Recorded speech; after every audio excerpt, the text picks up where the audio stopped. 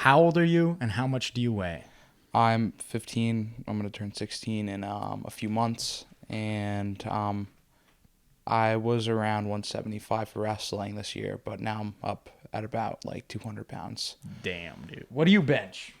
Bench, I just did a max this week, actually. I did 250. I think my heaviest ever for me, like for bench, is like probably like 235, maybe. Yeah, I almost hit 260, but I did too much before it, so Yeah. my muscles were too fatigued. Needed some snacks first. Probably, yeah. More energy. That's awesome, man. Well, before we start, let me give a couple shout outs here. So we're coming from the Hive, right? That's where Morgan represents. And then I got a couple of sponsors as well. I got Saga Jiu-Jitsu out there in Valley Jiu-Jitsu, Hatboro and Lehigh Valley. So if you guys want to do some jiu-jitsu, check out the Hive. Check out Valley Jiu-Jitsu and Saga. Giant shout out to Vedinian, darklegacy.net. Go check them out for some cool creative writing and horror and all that good stuff. And yeah, man. And Art of War. Go check out Art of War, the best MMA promotion PA has to offer. Go check them out. You want to go? You ever see an MMA show live in person? Yeah, I saw that one actually. When with Eric, right? Yeah, when Eric fought on it. I've been going to those as much as I can. They're so fun, dude. It seems like a pretty well run show. Yeah, dude. Because they seem to have their stuff together. Yeah. You want to do MMA? No, and I don't plan on getting hit in the face. So yeah. I don't mess with that CTE stuff. Yeah. You ever watch like Street Beefs and go, dude, I could do this? Yeah, I see those, but I couldn't do that for a job. Like that wouldn't be very sustainable. So like if you could do a super fight against anybody in MMA, just like a regular like amateur rule set, who would you fight? Amateur rule set. That's hard. I mean, I feel like I think everybody hypes Khabib up a lot. Yeah, I feel like God, brothers. I feel like that'd be pretty funny. I feel like I'd probably get beat up, but it'd just be fun. Be a good time. It's like Jacob Couch versus Gordon Ryan. Everybody knew Jake was gonna lose. Yeah, but it was an exciting match. Yeah, it was an exciting match to see. For sure, man. All right, I respect it. Yeah. So, tell me a little bit about your recent history. We just got off a mean tear in your wrestling, right? So, you're not just a jiu-jitsu guy. You are a grappling practitioner. Yeah, so I wrestle in New Egypt and New Jersey, probably arguably one of the most hardest wrestling states in the country.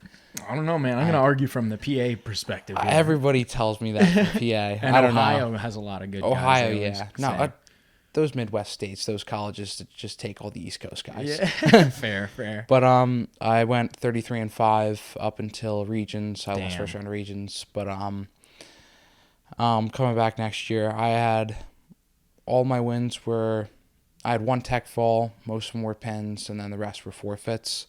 Right now, all time my record is 52-11, so I'm on track to have 100 wins. And 52 of those wins in my 2 years in high school are 42 pins. So you're a sophomore. Yeah. You're in 10th grade. Yeah. Going for 100 wins. My God. Yeah, 100 wins. Looking to beat the school's record of 80 pins. Okay. And the school win record. That's going to be a challenge, but I'm up for it. Yeah, I think if anyone's going to do it, it better be you, right? Yeah. That's good stuff, man. Is there anyone else like in your your league? Like who else is as strong as you and as large as you? Like, are you in a varsity team? So, yeah, my team is in like a situation where like we don't have like a JV. People like wrestling is a dying sport, unfortunately. It is unfortunate. But it's coming back in our school. We just don't have enough people to fill a lineup right now. Next year it's looking up because more kids are seeing like, oh, this is a nice atmosphere. Like I want to be a part of that. Yeah. But so it's coming up. I'm varsity. I've been varsity, second year varsity. So it's definitely an experience wrestling all these schools and doing all these tournaments. Going to regions this year was way different than anything else I've ever done. Definitely a different atmosphere than I expected it to be. Yeah. No, that's awesome. So what's like you said, like a lot of kids don't want to do wrestling until they see it, but like what's a really popular sport? So like a sport like football, people the whole school loves football team, the basketball team. Wrestling in our school was like kind of a dying sport. We used to be the wrestling school. Like people were scared of us when we wrestled them. Yeah. Now it's like, oh, it's New Egypt. Okay, we're going to shut them out. They got a few good guys, but it's coming back in the sense like we have a crowd now. Yeah. Like we make it a lot more fun for the fans too, but obviously the wrestling comes first. But people see, like, we have our spotlight. We set up our mat. We just got new mats. They're sick as hell. And they see that we run this atmosphere, and they're like, dude, that's so cool. Like, I've had people come up to me like, I think I'm going to wrestle next year. Like, what you guys do is so cool. Yeah. It's like no other sport does it. You can't really build a atmosphere like wrestling. Yeah. Even jiu-jitsu is a little different, right? I feel like the grind mentality that comes from the wrestling it's definitely a lot different in a lot of aspects. Like, even the weight cutting. I mean, I don't know, man. I know some crazy weight cutting. Some crazy weight cuts, but it's definitely a lot more. It's definitely a lot more like normalized. contained. Yeah. Wrestling, you're just like, all right, you're gonna go like 175 this week, but I'm at 200. Well, who cares? Figure it out, dude. Yeah. What are some of your methods for, like, let's say you have to cut 10 pounds in less than a week. What are you gonna do to do it? So it's if I'm cutting 10 pounds in a week, it's just a lot of trash bag runs. Yeah. And, I'm just calorie deficit. A diet is a lot of half to what you do, like to cut weight. Yeah. Because what you put in is what you get out. So when I'm cutting weight, I'm gonna need a lot of chicken, brown rice. It's your diet, how much you exercise. It's basically just eat less, work out more. That's how I look at it. Yeah. So it's a pretty simple process for you. How do you stay on though? Like, cause I've cut weight before. Like, I've had to cut 10 pounds before, and it's a nightmare. It's pretty hard to stay sane when you're cutting weight like that. Like, rice cakes saved my life. It's just, you got to take peanut butter, make like a little sandwich with them, and they fill you up a little bit.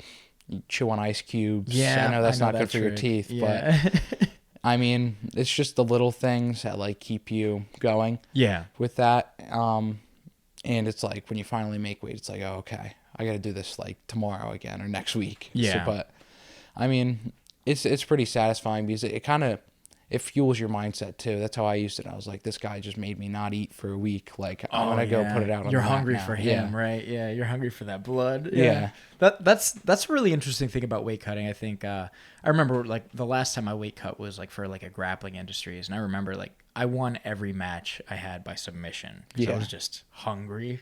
I just wanted to eat so bad after the competition that I'm like, anything in my way is gonna get 100% of my effort. Yeah, no, it was definitely like that for me after like districts and regions. I was like, I ate everything in sight. Now it's like, okay, I kind of just want to go back to eating healthy. It's definitely a change from like, I feel a lot worse when I eat like crap and I eat all this stuff. Yeah, and like, that's crazy. You're 15 and you feel like if it's Halloween and you eat like a ton of candy, do you feel like crap? Yeah, no, or like even I'm out with my friends, I go out to eat something something bad, like full of grease. Like I definitely like feel it the next day. It's just, I personally don't get how people eat like that and feel like that all the time. So I've gotten back on my diet. I'm trying to bulk up for next season, wrestle 190, not cutting down 170 ever again. Yeah. How do you get so big, man? Like what do you think it's like a lot of your diet, like your genetics? Like how did it work that you're like this giant? I feel like it has a lot to do with just honestly working out a lot. Yeah. Eating a bunch, but it has something to do with my metabolism too. I have a very good metabolism for my age. I can go up 10 pounds and then lose 10 pounds. You can do it that easily? That's crazy. I know most kids can't gain weight at my age. Like, they're struggling, and then I'm just all the way up here gaining 25 pounds in a month. Yeah, man. Well, I remember like when I first rolled with you, like it was back in like the Studio 84 days, and like we're going ham. I'm like, man, this kid's 13 years old. Yeah. And he's like weighs as much as me. It's pretty interesting. We're giving that was each other before I started lifting weights too. Yeah, dude. I could 100% believe that, because I remember a few months ago at the Hive when we rolled again, like after like not seeing you for like a year, you put me in like a straitjacket and I couldn't get out at all. I'm like, what the hell happened to this guy, dude? Yeah, no, it's definitely cool. Like seeing the change between like the skill sets that I train with. Yeah, man, you have a huge swath of things, right? Like you have the likes of Nicky Rod and things, and now you're doing like Berimbolo stuff I saw recently in the gi, dude. Yeah, no, it's definitely cool. They go hand in hand with each other. Like I kind of find a way to mix them together to where like they just work, whatever fits in with my game. Okay, cool, I'll run with that. Yeah. Like a lot of I love to like passing leg drags and passing with just speed passing, chaining it together, and a lot of the Berimbolo stuff, the crab right stuff can work into my leg drag stuff. So it's all about like taking like stuff. Yeah, like taking the stuff from Nikki's game, taking the stuff from like Chris Noonan's game and Keith Gregorian's game, John Combs' game, and I just kind of mash it all together and see how it works. Really, sounds like you got a good hand right there. Yeah, too. Like the skill set kind of fell into a nice hand for you there. Yeah. So what have you been kind of working on lately? Like where do you think your style started? Like when you first got into not even just jiu-jitsu, but like grappling. Like did you kind of like try to muscle things a lot? Like that's like a common white belt thing. Yeah. And then where are you now? So I feel like I started a lot on like I want to be on top, I want to be on out, because when I first started I was very claustrophobic. I did not like being bottom that's so funny. But now my like game is kind of molded into a like I like to be on bottom. I mean, I don't care really where I am. I'm just gonna wrestle up on you. I'm gonna sweep you. I don't care, and I'm just gonna smother you and mount and take your back. I mean, I used to do leg locks a lot for the time period that I trained at Studio 84 with all those guys. It was huge then. There was a ton of great leg lockers, like Steve and everything too. No, I still do leg locks. I just don't. I've strayed away from them a little bit because most of the rule sets I do, I can't even do them. Oh, right. Yeah. But I usually just work all that stuff in, like the backside 50-50 goes right into the matrix specs. All these leg locks, I can usually find a bolo from there or a crab ride. Yeah. So it's like they all work into each other, really. Yeah. All the jiu-jitsu does. They eventually meet at some point. So you're talking about like crab ride and bolo. You've been doing a lot of gi lately. Yeah, a good mix of it. I mean, it's kind of weird. I was thinking about this today. I really don't care what I put on. I just want to go out and do what I do. You just like to train. Yeah. I'm pretty similar. When I first started jiu-jitsu, I hated the gi because it's like get the shit off. Like couldn't like I got slowed down so easily by that because I didn't know what I was doing. But once you start learning your first couple chokes and you're like you get your favorite stuff, it's like all right, this is it. No, it's just like I definitely prefer no gi. I'm not saying that. Of course, yeah. I'm not saying, but the gi isn't really that. People complain about it a lot. Jiu-jitsu is jiu-jitsu. It's a fun game, it's that the stuff that I do in gi helps me in no gi. The stuff that I do in no gi helps me in the gi sometimes. So. Absolutely, man. It's awesome how it goes back and forth too. I think most things can work that way too. Yeah. Like for instance, like when you crab ride in gi, you grip the belt, and then otherwise you're going for the hips, right? So it's just, I think the fact that you can like get your predator eyes to like identify like this is where the target's at and your hands behave well. Yeah, I think doing both can be really beneficial. Yeah, most of my game is just transfers over because I'm not a big like lasso guard or a big like worm guard guy. I took my stuff from no gi and I plopped it in gi and then hope it works. Hope it works, man. So tell me a little bit about like your tear in jiu-jitsu lately, right? Because like I've won a few things. I've kind of creeped your Instagram a little bit. You got a couple gold medals around your neck and things like this. Yeah. So the last big tournament I did was Kits Pans in Orlando last summer. That was definitely an experience. Yeah. Your dad's the man for taking you to Orlando to beat people up, man. No, that's pretty cool. Definitely, I owe a lot to him for taking me all these places, and God forbid I didn't have him to take me everywhere. I mean, I wouldn't be doing any of this. Yeah. So I'm very thankful that he could take me to do all this stuff. A lot of what the opportunities were because of him. Mm-hmm. But it was definitely an experience going to Orlando because I was going to do it, and then I had a neck injury, and then I had to pull out of the Finishers Open. Oh, man. So I wasn't expecting to do it. We were just going to go support our teammates because we already booked the tickets in the hotel. So Orlando, still cool. And then I was doing physical therapy. I was feeling better. About 3 weeks before, when it was like 98% capacity filled, I was like, I'm just going to do it because I'm already going down there. So yeah.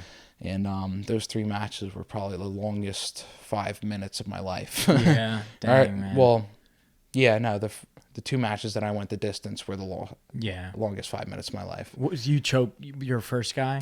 I won on points my first match. Okay. I submitted my second kid with a Americana from Mount. Mm-hmm. I thought I broke his shoulder. I felt really bad for that. You heard a pop? Yeah, I heard a pop. It went far. I mean, I guess he's got flexible shoulders. He said he felt all right after. And then the last match, I won by points. I was last 30 seconds. I was like, all right, I'm good. I'm just going to kind of sit here for a second. Sometimes the gas tank you got to play. It just ran out. Man. Yeah. That's awesome though, man. So Yeah. has that been a big part of your game? Like I know like you definitely have been working chokes. I've seen you getting them chokes like lately in the game, but especially like I think you got me in a choke like last time we rolled. I'm pretty sure. Yeah, no, like getting to the back and like just crushing people's faces has always been like a part of my game because that's where I kind of live, the back. Yeah. I've really been working a lot of arm bar stuff, arm saddle. I dig that stuff now a lot. Doing a lot of Kimura entries into it from like half guard and stuff. Yeah. But like I learning the straight jacket from so many different people definitely helped me. Where did you learn that? Because I'd never even seen that before, and I think I was even like I had to be at least like late into my blue belt career when you hit me with that. Mm-hmm. I was like, how's that? I've never seen that work. Yeah, and you just had me tied up. So you're like behind me. Yeah, and you so had it's this like unique grip on my hands that had me super incapacitated. So that's actually a grip that Chris Noonan showed me. Yeah, it's you grab like the like meat of their hand at their pinky, and then you push away at their like pointer finger knuckle, and then you just kind of push it away, and it kind of. So you like the pointer finger when you're back there? Yeah, you like it as close to the fingers. Yeah, and it like prevents them from kind of like having control of their hand because you're stretching all those like all the stuff in your forearm. You kind of like they lose strength, and then.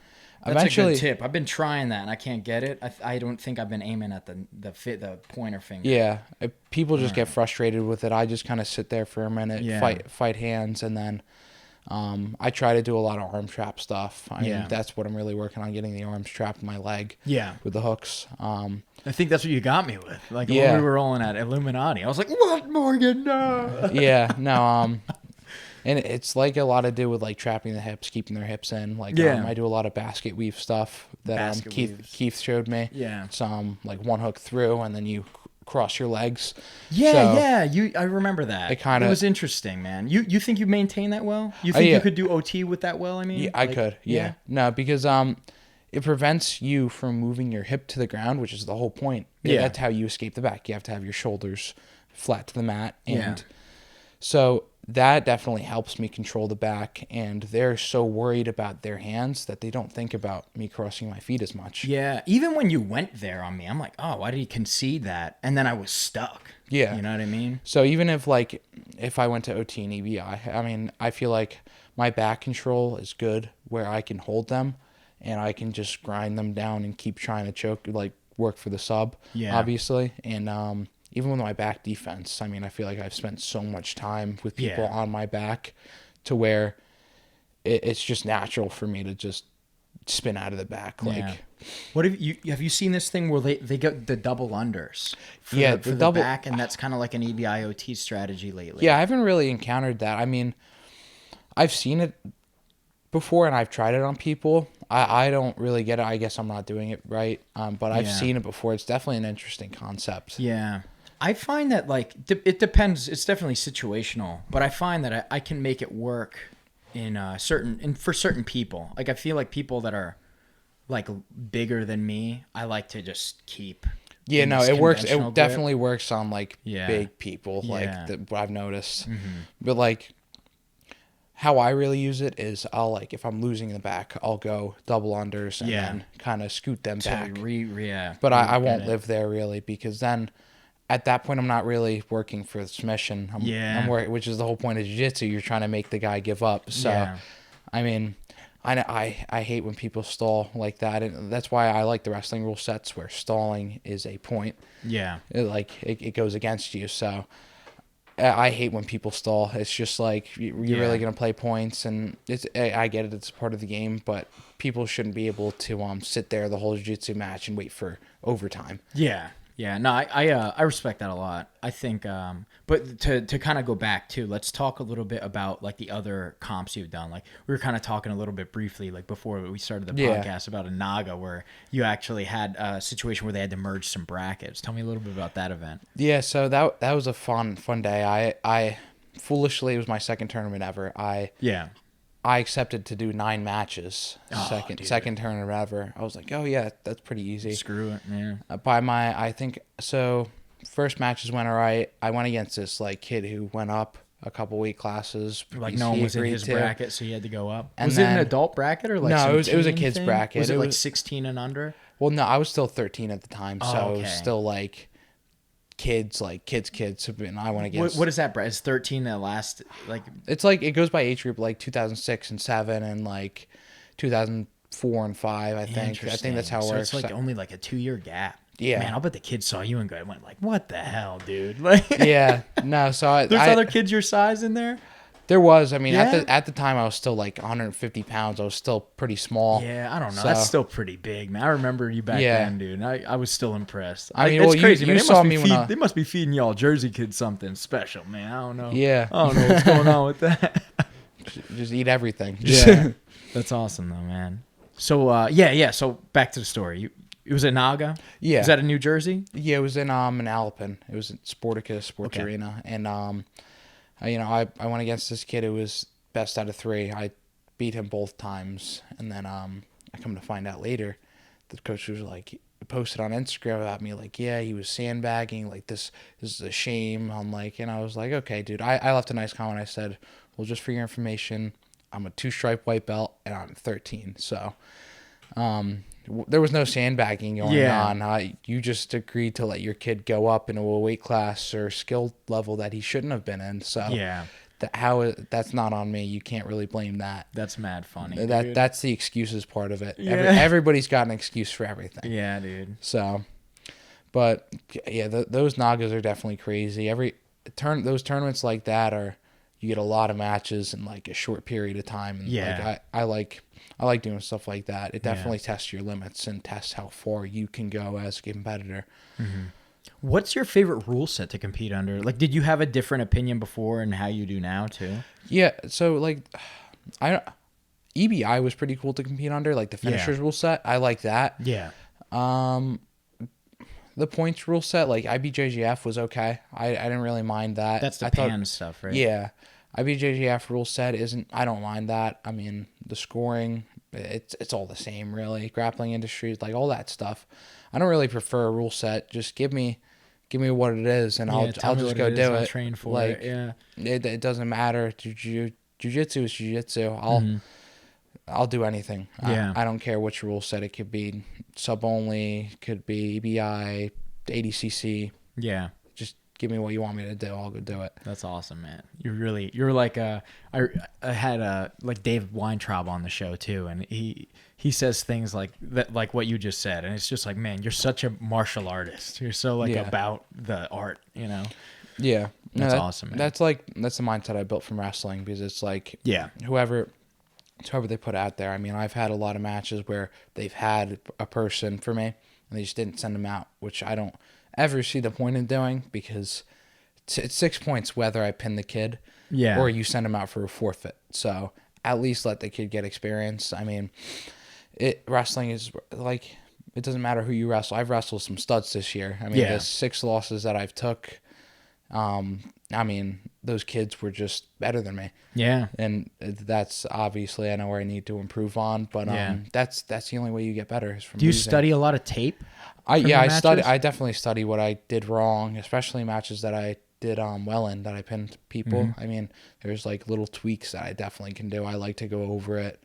I upload everything on YouTube.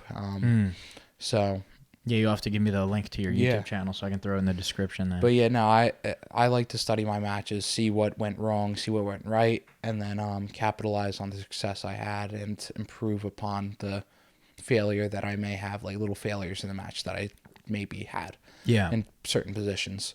Yeah. No, that's awesome, man. I think that's pretty like mature way to go into the sport, man. You're very like you're wiser than your years, you know what I mean? Yeah, I feel like hanging around all these hanging around all those comp classes at studio, obviously, and taking these adult classes since I've been little has definitely helped me mature faster than most kids my age.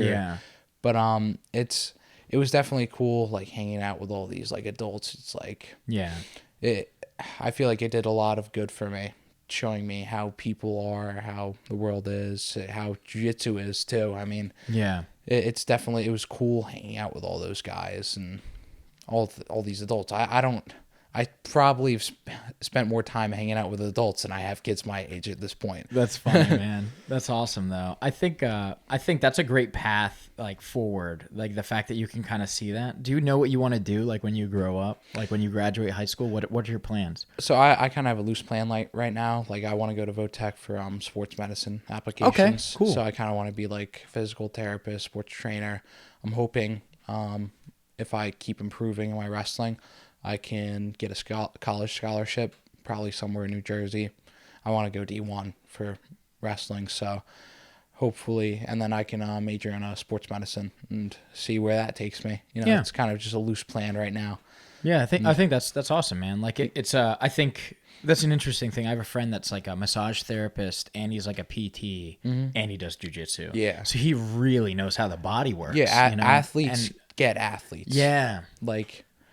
There's nothing like having that connection because, I mean, you guys were in similar situations. I mean, I feel like when I talk to doctors about like injuries that I've had, like they're like, oh, so like, what do you do? And they're like, I'm like, oh, I do jiu-jitsu and wrestling. They're like, oh, well, what's that? And I kind of need to explain.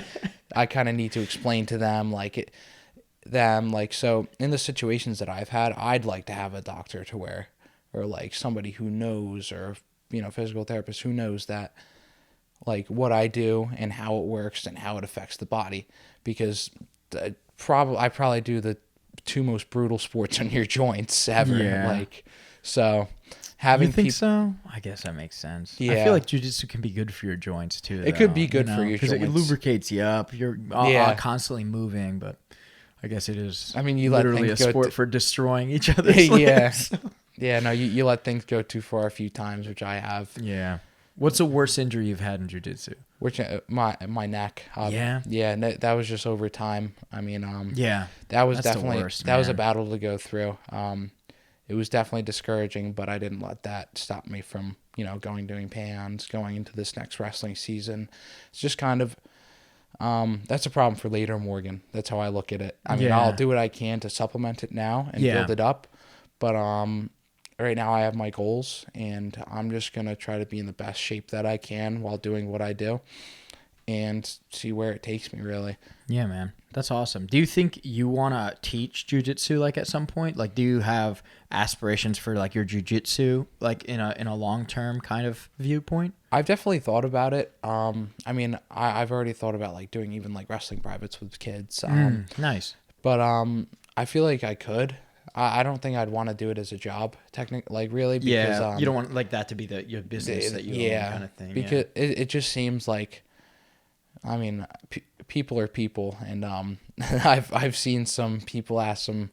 I feel like I just get so frustrated with the questions from like white belts, and I get it. I was there at once. Yeah. I was asking those questions, but now I see where from an instructor's standpoint, when they're like, so like, where do you put the shin, or like whatever, like I was helping teach a kid's class, and I was like, put your shin on his thigh. The kid plops his chin down. It's how does that make sense? Yeah. It's like, obviously, like, they're just being silly gooses. Yeah. That's super funny though. Do you prefer jiu-jitsu to wrestling, or the other way around? Like, what are you kind of like going back and forth? That's definitely a hard like thing. Yeah.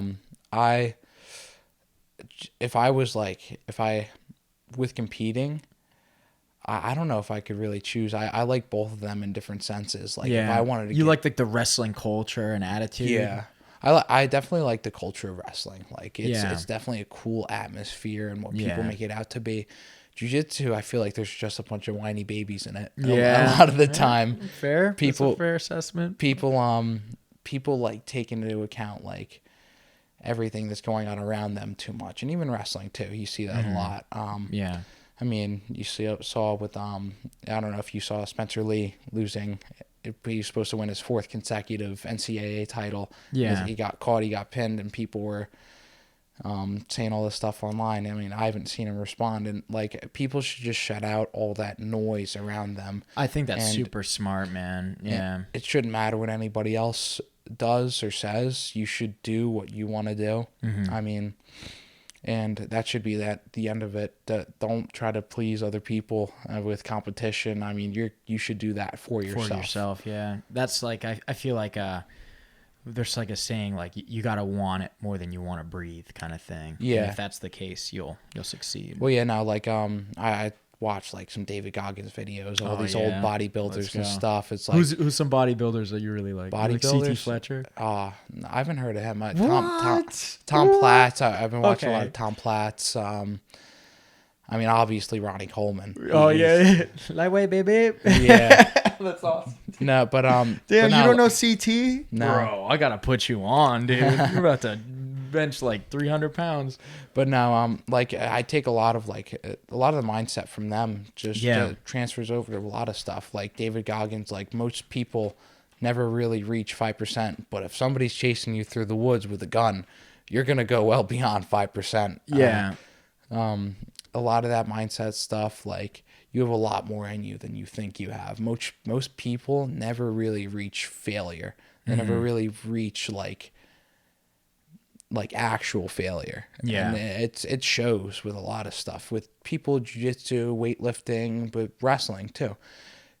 They let themselves give up when they think when they're satisfied. Everybody's okay being average, and that's a thing that I keep telling myself. It's like I'm not okay being average. I want to be. Where did that come from? Like, what was your like moment of clarity in like the beginning of like your hustle, where like you really decided to like be disciplined because this is what you wanted? How did you decide that? It had a lot to do with like wrestling, starting wrestling in high school. Yeah, because wrestling, like high school wrestling, it's very intense. It's hard. It gets very intense with the practices, and it's just like you need to want to be better than everybody to excel in a sport like that, because you have a state or a country full of guys who are even girls now. The sport of wrestling, girls is growing, but you have a sport where people are competing to just beat the shit out of each other. And so it's like you have to want it more than the guy next to you, and you have to want it more than the guy who is already on the podium. Like if I won the first round of regions, I would have gone against the defending state champ from Brick Memorial, and I mean I would have planned on just going out there and sticking it to him. I mean, I don't really care who they try to feed me to. I'm just gonna go out and put everything that I have. And if I fail, I mean, that's on me. I know that I'm not doing enough up until that point to be to that level. And then I figure out what I need to do to get to that point to where the guy who beat me. Yeah, I feel that. How rare is it to be like this? Like, you said you're used to hanging out with adults more than you're hanging out with like kids your age, but like how common is your mentality? How common is like taking a discipline seriously among your peers, like in your high school? Yeah, there's a couple definitely. Like one of my closer friends that I have right now on the wrestling team. I mean, so it's only wrestlers. There's some like lacrosse players, but wrestlers definitely have like a special bond, because you're sitting there, like you guys get heated. Like I've had some heated practices where it's gotten like very physical with people. Yeah, you're just grinding each other down, man. And like you get pissed at each other, but at the end of the day, you're brothers. You grind together. I mean, you guys all go. It's just like. But with the guy Jose, I mean, we worked out together. Our mindsets are basically the same. Yeah. People need to just, like I said, put out all the outside noise. I mean, I don't care what. Oh, like Morgan got pinned today. Like, okay, like I really don't care. Like I know what I have to do to improve. You guys can talk about me all you want. It could be good, could be bad. I'm just gonna go put my head down and grind and see where it brings me, really. You don't let like outside influences like distract you too much, like social media and things like that? Yeah, sometimes they get to me, but I try not to let it get to me as much. I mean, I try to just focus on the point of it, and then I'll post, my progress. And of course. Social media is more of just like a progress point for me, like where I started, where I came from to where I am now. Yeah. And it's kind of cool to see that. Like, it's a great tool to remind you, right? Yeah. How do you like not get addicted to it? Because I know like that's a huge problem for like your generation. Just staying doing something. I mean, like I was even thinking of just getting rid of my Xbox the other like a couple months ago. I played on it when I have off time a little bit now, but I really don't have time for a lot of that stuff. I'm going from school. Right after school, I go lift weights, and then I usually go to a wrestling or jiu-jitsu practice, and I'm home by I have 2 hours in between lifting and jiu-jitsu or something. And that's awesome, man. That's so awesome to hear that come from you. It reminds me, I remember when I was in that state of really grinding. It was kind of right when I found jiu-jitsu, but it was before that I was right after work, I'd go straight from work to the gym, lift weights, come back home, and I was in a band, so I'd practice guitar 2 hours every day. That was exactly what I would do every day. Yeah, it's awesome, man. No, I definitely... You're on the path. Ride that, dude. This is where you're going to make so much growth in your life, dude. I feel like I've definitely had a lot of great opportunities that most kids my age don't ever have. I've definitely been gifted a lot of stuff, and I mean, I got to do something with it. I can't waste all of this opportunity. I got to capitalize upon what I do best, and stuff that has literally been handed to me. All this skill and all this opportunity, potential. I mean, why just go waste it? I could do something great. Why would I not do that? 100%, man. With the gaming and things like that, how do you do you kind of strategize doing a reward system? Because that's how I do with my gaming lately. Because I used to play competitive Smash Bros, and I was I have to actually practice that. But now I just have Apex. I have my Xbox there, and I try not to play it unless did I do something great today to deserve that? And if the answer is no, I better go do something great before bed instead. No, I don't do that. I mean, I usually I'm in school all day. I don't really go on my phone during school unless I'm texting somebody. I just hop on if I just want to not do jiu-jitsu, not do school, I'll just decompress. It's just kind of get my mind off of stuff. I mean, because even with jiu-jitsu, it's supposed to be a place to get you off, be a place to get your mind off of stuff. But a lot of stuff's going through my mind when someone submits me, or I'm getting frustrated because I can't hit this move that I hit all the time. So I find other ways. Jiu-jitsu is a big decompressor, and I find other ways to decompress from stuff that I do.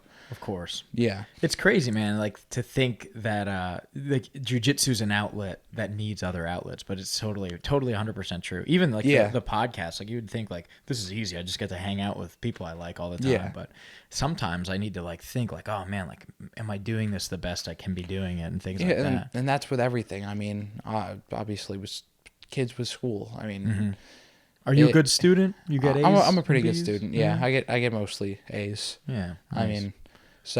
I mean, because of my dad, I can't really not have A's. He's you ain't going to Orlando unless you get some good grades. but yeah, no. I mean, and that's also just for myself. I mean, why would I? It's the same thing with jiu-jitsu. Why would I not give myself that opportunity to be good, be the best that I can in school? Why would I not give myself to have that opportunity? Because that sets me up for other things too, like colleges. Yeah. Or even with other stuff in school, it's just you got to really have that mindset with everything. I want to be the best at this, and I don't care what anybody else says or does to me. I'm just gonna put my head down and grind and do what I can. Yeah, man. I respect that, dude. You're on a solid path. I see great things. I can't wait to see where you're at in 5 years, because it's gonna be somewhere awesome. You know what I mean? So you want to kind of expand, and you like to travel? It seems like you've been to Orlando, and you kind of want to focus on doing New Jersey thing, or you kind of see yourself kind of expanding out? Yeah, bring that drawing up. Yeah. Right here. Yeah, there you go. No, I'm not really sure what I'm gonna do right now with competition and stuff. I'm looking at doing some wrestling right now. Mm-hmm. Do you see yourself doing wrestling out of high school too? If I go to college for it, yeah. Okay. I mean, if I go to college at a D1 level, I would definitely love to do that. Go to a high school, go to a college like Rutgers or Iowa. Or you as a D1 I feel like that'd be very cool to do. But right now, I'm looking at doing some wrestling, capitalizing upon the success that I had on this wrestling season, because there's not many sophomores in the state of New Jersey who went 33-5. Yeah. There's not many who had a That was one season? Yeah, one season. And your career is like 55, you said. Yeah, it's 52-11. That's crazy, dude. You had so many matches. Yeah. No, I didn't. How many competitions is that? Like, how many matches are you doing per comp? Well, so there's like how wrestling works is there's like the preseason, obviously, where 2 weeks, 3 weeks where you're just practicing, and then you have your season, which is your regular matches, your dual meets, your tri meets, your quad meets, and then sprinkled in is like a couple of tournaments. Like I did I won a tournament in Barnegat, New Jersey, called the Garden State Classic. Mm-hmm. I had a dominant victory. I won by all pins. I did a Palmyra Holiday tournament. I placed second in that. And then you have... How big are those brackets? It's a bracket, right? Yeah, it's a bracket. It's like a couple of schools. The Barnegat tournament was like 11 schools. But how many, like, I'm curious about, like, how many people are in your bracket? Because there's not that many big kids your age. It's like juniors, seniors. Yeah, but still, they're your size? Yeah. Man, they're big in New Jersey, dude. Yeah. You got 200-pound kids in friggin' your grade. Jeez. But no, so, I mean, it doesn't really go by age. Like, even when I was a freshman, Mm-hmm. I was going against seniors. It doesn't really matter. You beat a lot of seniors? Yeah, Man, this year especially. Yeah. But no, and then going off of your season, you have like districts, which is like 9 schools, and then top 3 in districts move on to regions, top 4 in regions, which is there's 12 in New Jersey, I believe, and then top 4 in regions go to states.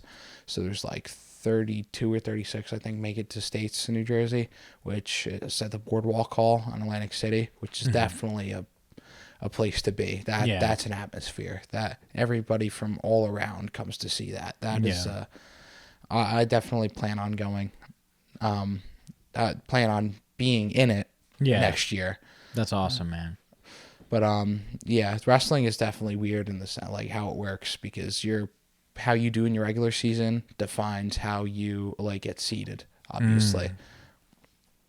And then who does the rankings, like the districts? So I think it's like they have like a coaches meeting, and like they kind of go off of records, like, oh, like he may have more win, like, oh, like let's say I was like 20-5, and this kid was 23-6 or 23-4. But if I beat that kid, I get seated above him automatically, and everybody else moves down. Yeah, that's interesting to do it that way.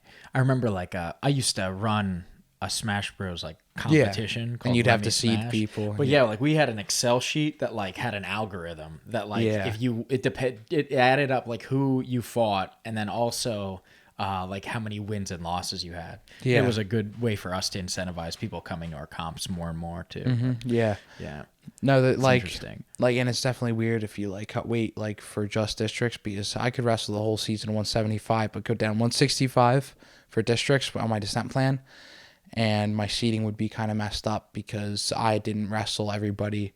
I didn't wrestle. So your seating could go down if you cut. That's so. Dude, that's so hard. It's definitely weird. Like, I wrestled. And you want to fight at 190.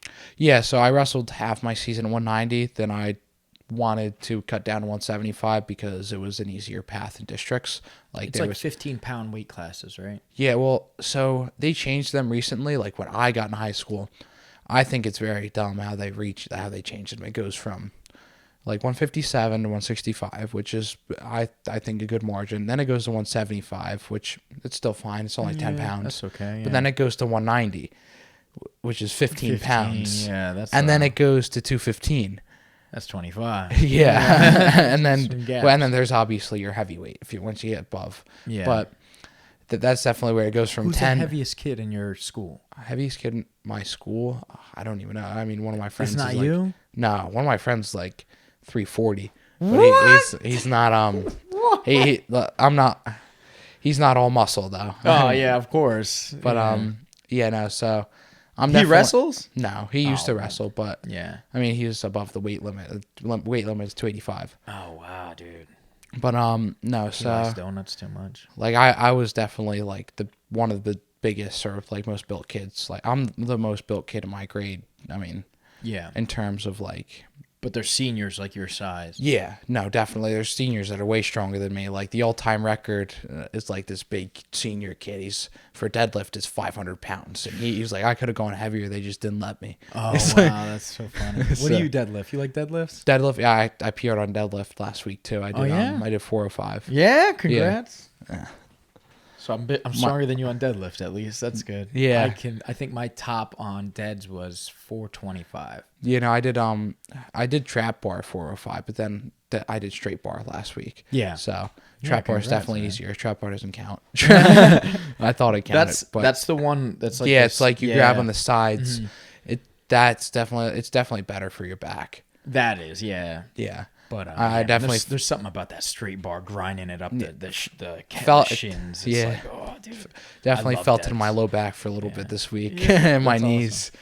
Awesome. Do you think weightlifting, like a lot of people say, like weightlifting can be bad for jiu-jitsu because you're stuck in a specific like range of motion? Like, do you feel like it improves, or like are there pros and cons to it, or like not really? There are pros. In your opinion, yeah, there are. I think, like in my opinion, there is pros and cons to it. Like I definitely notice. I weightlift to get stronger. Mm-hmm.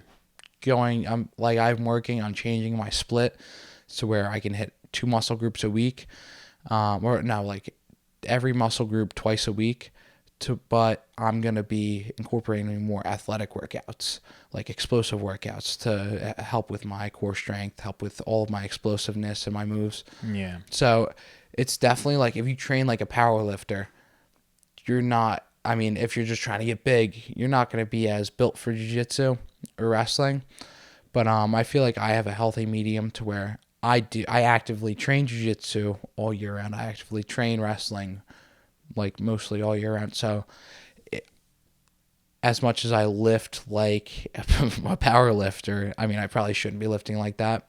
There's definitely probably better ways, which I'm researching into. Yeah. But as long as I'm still training, I mean, I feel like they even each other out. I get cardio from jiu-jitsu and I get my strength from lifting weights. Mm-hmm. That's how I look at it right now. But I'm definitely working on like seeing splits, and people focus too much on like all that stuff too, and especially supplements. The supplement industry is like so messed up right now. Do you take anything like specific? You like take vitamins and stuff? I take like multivitamins. I take like magnesium, all that stuff. Like fish oils. Interesting. The magnesium. That helps. Fish like oil, you have like joint problems at this age. I feel like fish oil is like an older dude thing. Well, yeah, I don't even take that to keep my joints good. Yeah, like just I believe it. Right, Jocko has like some shit like that. Right? No, I haven't really looked into his supplements, but krill oil or something. Yeah, he's got. And then I take creatine. Yeah, that's definitely. I feel like if you're an athlete, you should be taking creatine. Some of my friends refuse to take it. I think that's dumb. There's a big difference. Like when I stopped wrestling, I could barely get 225 up on bench. It's 4 weeks later, and I can do 250 just from eating and taking creatine. Like it definitely makes a big difference. And there's studies that show the creatine monohydrate is the most well-researched supplement on this planet. There's nothing like it. Yeah. And that's shown. I took it a little bit when I was lifting, but I liked, I don't know. I thought diet was like almost more important. It is. I mean, you don't need it. Yeah. I mean, but I from personal experience, I would need it now. I'm in my 30s, dude. Yeah. I need like things to help. Like I don't have the testosterone firing like it was when I was like your age. Yeah, dude. From personal experience though, it definitely helps a lot. And like there's research that shows like it increases brain function, increases brain activity like by 10%. I've seen a lot of stuff on it, and I mean, as long as you take it in moderation, you're not taking like 10, 20 grams a day. Yeah. That obviously destroys your kidneys and stuff. As long as you're taking, like I take 5 grams a day for my body weight. You should take like up to 5 grams a day. Yeah. That's all I do. And I've definitely seen like you retain more water, but. Do you cycle it? I don't cycle it. I definitely have to look into that because I've heard people cycle it. He says he cycles it. Like he's the one that like let me have some back when we would lift together. But yeah, it's interesting. It's like anything that you have to cycle. I just feel like that's too much maintenance. I'd rather just get whatever I'm. It's supposed just to get 5 grams in the shake, and then that's it. I really. You make like a protein shake every day? Yeah, like after I work out, I'll just throw. What do you do? Like peanut butter and a banana? Nah, I just throw the protein powder in the shaker cup, and that's call it. Bro, that's rough. You don't put nothing else in there? No, I mean, if I'm trying to be fancy, maybe. But if I'm trying to be fancy. I don't got any time for that. Yeah, I feel that. But like if I'm cutting, I just use water, which definitely is rougher. It is, yeah. You need a little bit of milk in there at least, yeah. If I'm bulking, I just use milk. Yeah. Milk definitely tastes a lot better than water. Water and vanilla don't mix. Yeah, dude. It's like a very unique flavor. It's not my favorite. So what's your favorite like brand of like protein powder? Like, right now I use like ISO 100. Okay. I mean, it's just like it's whey protein isolate, which is obviously the most refined version of it. I'm looking into like different brands like this one ISO Pure. I mean, they have this clear one you're supposed to mix with water and it tastes like juice. There's five ingredients in it. So I'd rather get the one with 5 ingredients compared to a list of like 120. Yeah, dude. That's good, man. You're really like you're sharp on that stuff. Like just that mentality of having like fewer things. Like I have a friend that's like a nutritionist. He's like, what he says is like he doesn't buy anything at the grocery store where he doesn't know, like if he doesn't use that word on a regular basis, like he's not gonna eat that in his body. Well, yeah, no. The best thing to like find healthy foods is, like, does it have a nutrition label on it? I mean, if you go to buy a tomato, the only thing that's in a tomato is a tomato. So I don't really need to worry about what's in that, or like it's really just it's common sense nutrition. Yeah.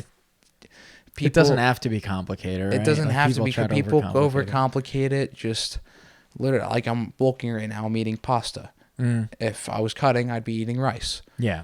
That's it. Simple enough. It's just substituting, and it doesn't have to be this bland, like people like dieting, like, oh, it's just like, let's go on like keto or whatever. It's just about supplementing. It's just about changing. Like you can still eat food you like, just in moderation.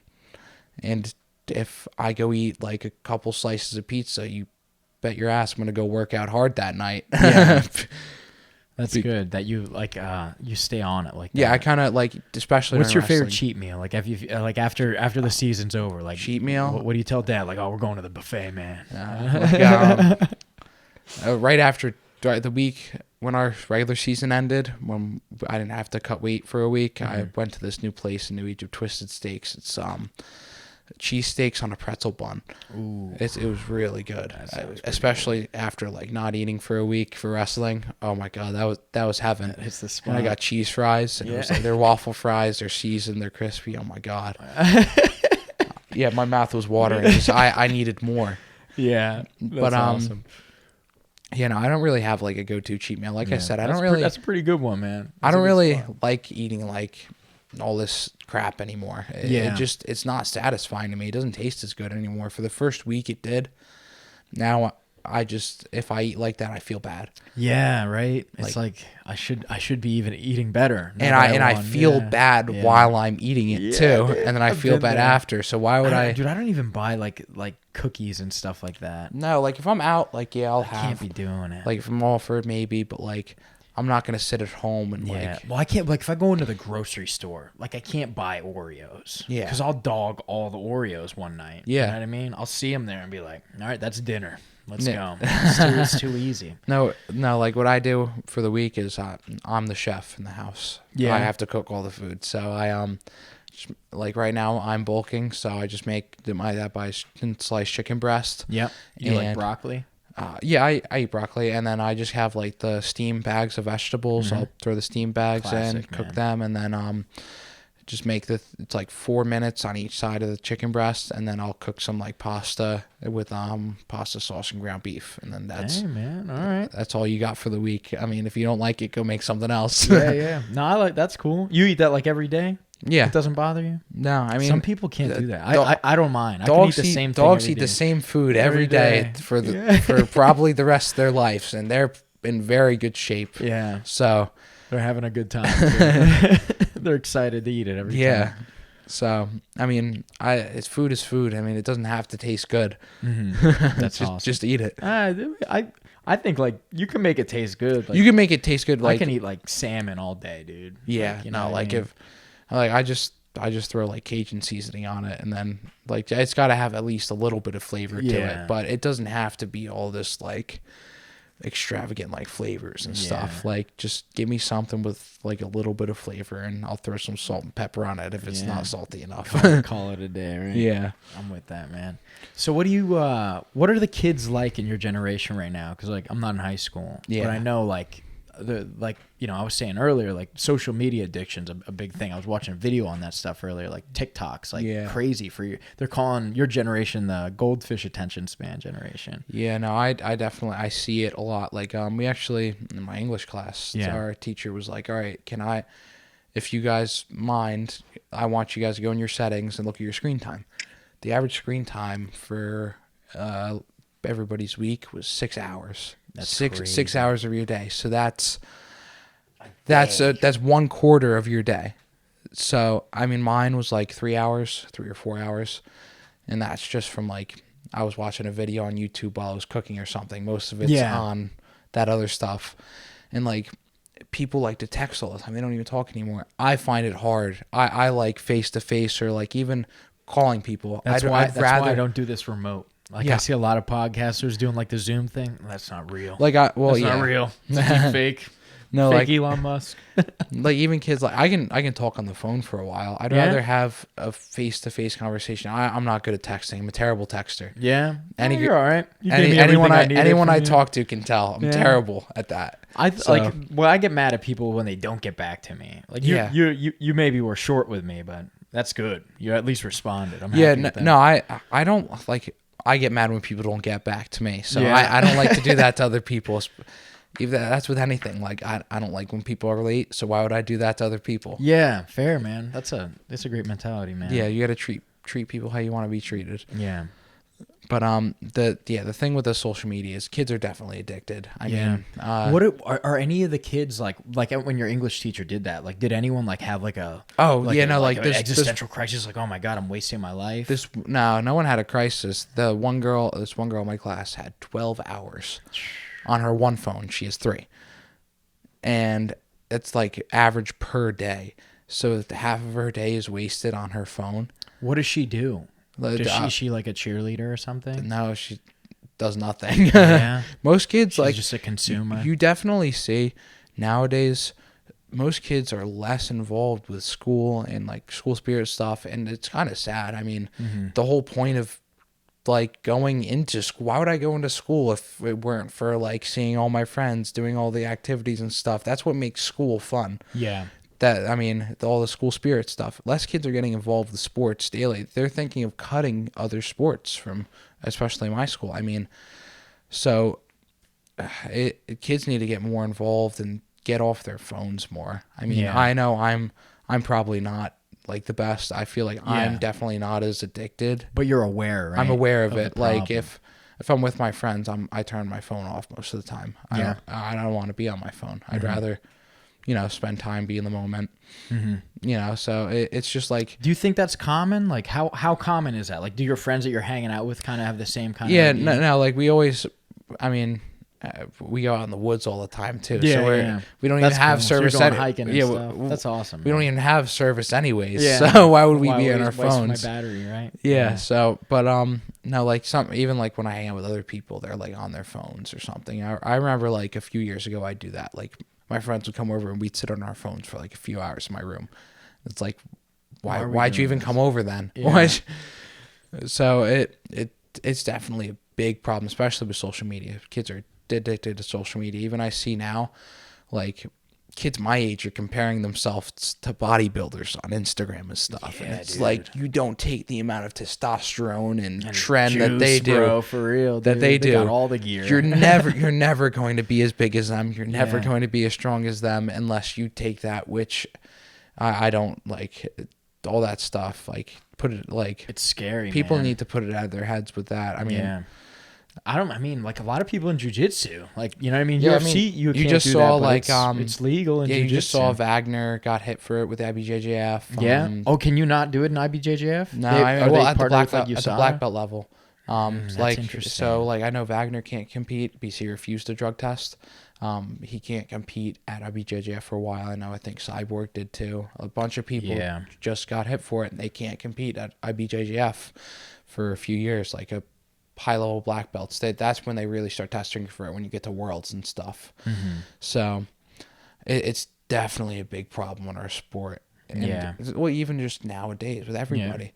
I mean, everyone wants a shortcut, right? Yeah. I mean, it's the short. I mean, it's hard. It's still like, you still got to walk the path, but the increase in recovery and everything you get, it's a shortcut. You know what I mean? Yeah. No, I mean, people like to take the easy way around.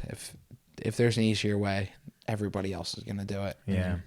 Speaking of easier way, you mess around with the AI, the chatbot, ChatGPT. Oh, ChatGPT. I don't even.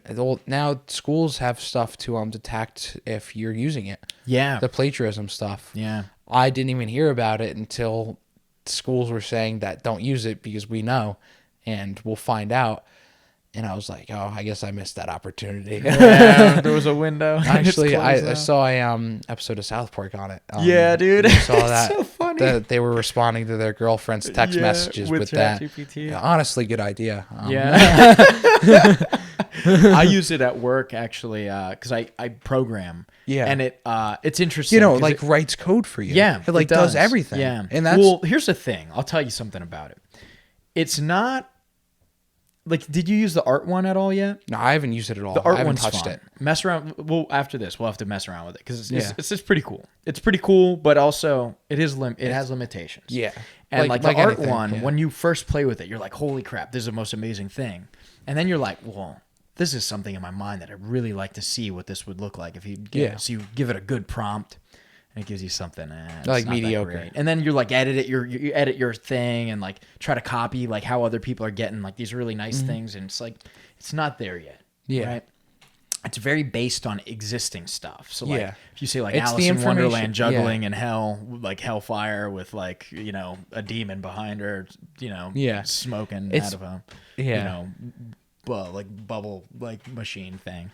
Like I wrote some crazy stuff like that, and it couldn't figure it out. Yeah. But like same thing with the coding, right? I can ask it like a really specific prompt, and then like it'll give me buggy code. So it's a great starting point, because for me, sometimes starting the code, I'm like, oh, I don't even know. Yeah, it's like starting an essay or starting like a. So it'll give you a great starting point, but like once you look into it, it's buggy as shit. So like I'm spending my whole day, instead of writing the code from scratch, debugging its shitty code. Yeah. So it's like it's very powerful, and I'm really like almost concerned what it's going to be like in like 10 years. Yeah, that's definitely not scary everything to it's think cracked about that. out to be right now. Right, yeah, right now I don't think it's a big problem, but from the stuff that I've seen, I mean, it's a big problem. It's definitely like, for schooling, dude, they're going to have to change the way they do education for sure, man. Yeah, but it's a great tool for learning too. Yeah, it's already changing. Like schools, definitely. Like, I mean, I don't even have any textbooks in school. It's all on the computer, and somebody takes out the Wi-Fi. We can't do school today. That's funny. For most of my classes. But no, it's definitely scary, like seeing all that stuff and how it's going to progress in the next few years. Well, I got to show you some stuff then too about like that. What do they give you, like a Chromebook? No, we got MacBooks in our school. I was the last class to get it. The freshman class this year got Chromebooks. Yeah. All right. So that's funny. I mean we're the cool school. We get MacBooks. Yeah. I mean, and then I know like I think I can purchase mine after I get out of high school if you want to like use it for college or whatever you want. That's cool. So you can buy it at like the refurbished or used price, since you already have all your information on there. Yeah. Which is actually pretty cool. I'll probably end up doing it. It's like it's like one of the newer MacBooks. It has the USB-C charger, big screen. So it's actually, they gave us pretty nice laptops. I was surprised. Yeah. And most of the kids are like breaking them, and then they get Chromebooks. Yeah. Oh man. Oh yeah. Now they get the Chromebooks. That's so funny, man. So I actually brought. You think that's a good thing? Like, were you in school at all with textbooks? Like when you were in elementary school, like did you see a transition? I definitely did, going from elementary to middle school. I don't know how. Obviously, I don't know how elementary school is anymore. I mean, we used to use the math textbooks and stuff, and like, oh, your homework is page 117. You can take that home. Like, okay. And then when I got to middle school, obviously we used Chromebooks more. We had Chromebooks in elementary school, but you left them at the school. You didn't take them home. You're probably not that responsible at that age. But well, even now because of the pandemic, they had to give kids the computers because not everybody has computers, and that was the big problem too. How did you handle that too, man? That's a great. I what trained, grade were you in when COVID popped off and you were in school? I was in 7th grade. 7th? Oh no, I was in 8th grade. 8th grade. What was it like? What was what was the dynamic of the world and stuff like that? Like how did you respond? Like, do you think the quality of the education was as good? Like, definitely wasn't. So it hit like after my 7th grade season of wrestling. I remember, and then because you couldn't wrestle, right? Like, no, my 8th grade year, I couldn't wrestle. Yeah, It definitely impacted me because I gained a lot of weight. I was staying up late, drinking a lot of caffeine, playing Xbox with my friends. Yeah, well, that's how it goes. I mean, 8th grade, that's when I found studio around that time. So I mean, my dad, I've already told my dad this. He doesn't like to hear it. But I probably, if I didn't go in, I would literally leave my laptop on the desk on the Google Meet and I'd go train jiu-jitsu. That's so funny, dude. And then the last 2 weeks, I was like, wow, I'm behind in a lot of stuff. So then I went in and even just, I was changed. You brought the laptop to studio? Yeah. That's so funny, dude. And I'd leave it there because I'd go train at 12 and stuff. Yeah. So like you'd train, do some like schoolwork. And no, I wouldn't even do it. I'd just leave it on. It was definitely like weird. I mean, I let it impact me a lot. But then when I started training jiu-jitsu more and I got involved with high level guys who cared about me, who like brought me into their group, it definitely helped me a lot. And like even from a mental and a physical standpoint, because like I went from being like 100, probably over 180 pounds, like I was like in 8th grade, which is big for an 8th grader. Obviously I was probably 12, 13 to being like 170 in shape just from training jiu-jitsu all day. And even people like my class noticed it. They were like, dude, like what happened to you? Like you used to be this like little shy, quiet, like kind of pudgy kid, and like you came back and you're like Bill and and you're like sociable now. And it's just like jiu-jitsu definitely helped me with a lot of stuff in that sense. Do you like how common is jiu-jitsu in your like age group? Like, do a lot of kids? It's not very common. Like, you're the only one in your school that doesn't? I think there's other couple kids that do it. Do they also wrestle?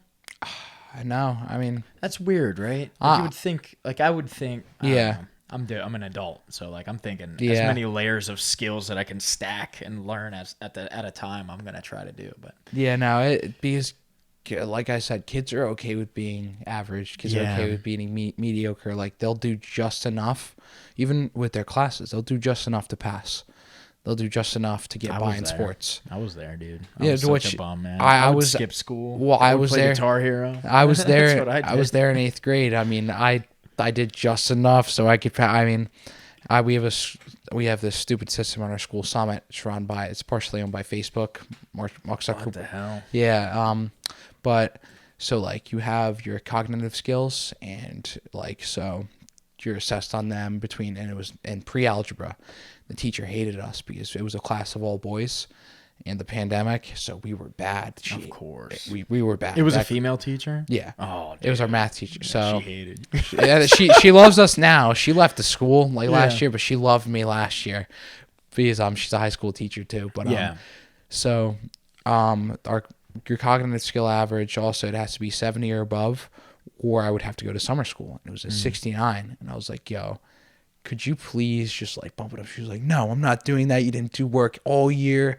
And she came over. She's like, I didn't see it was a 69. I'll do that for you. Like, I'll help you like raise your grade a little bit so you can get above that, which that's definitely like, I feel like I have even she hooked you up. Yeah, she hooked me up. But I feel like, training with all these adults, having these experience with these adults and being like as mature as I am for this age helps me like bond with my teachers better. And, like, most of my you can teachers resonate with them probably more. Most of my teachers like me because I can hold a semi-intelligent conversation with them. I can hold like a conversation with them, and I, like this is probably the best 15-year-old conversation I'm ever gonna have in my life. Yeah.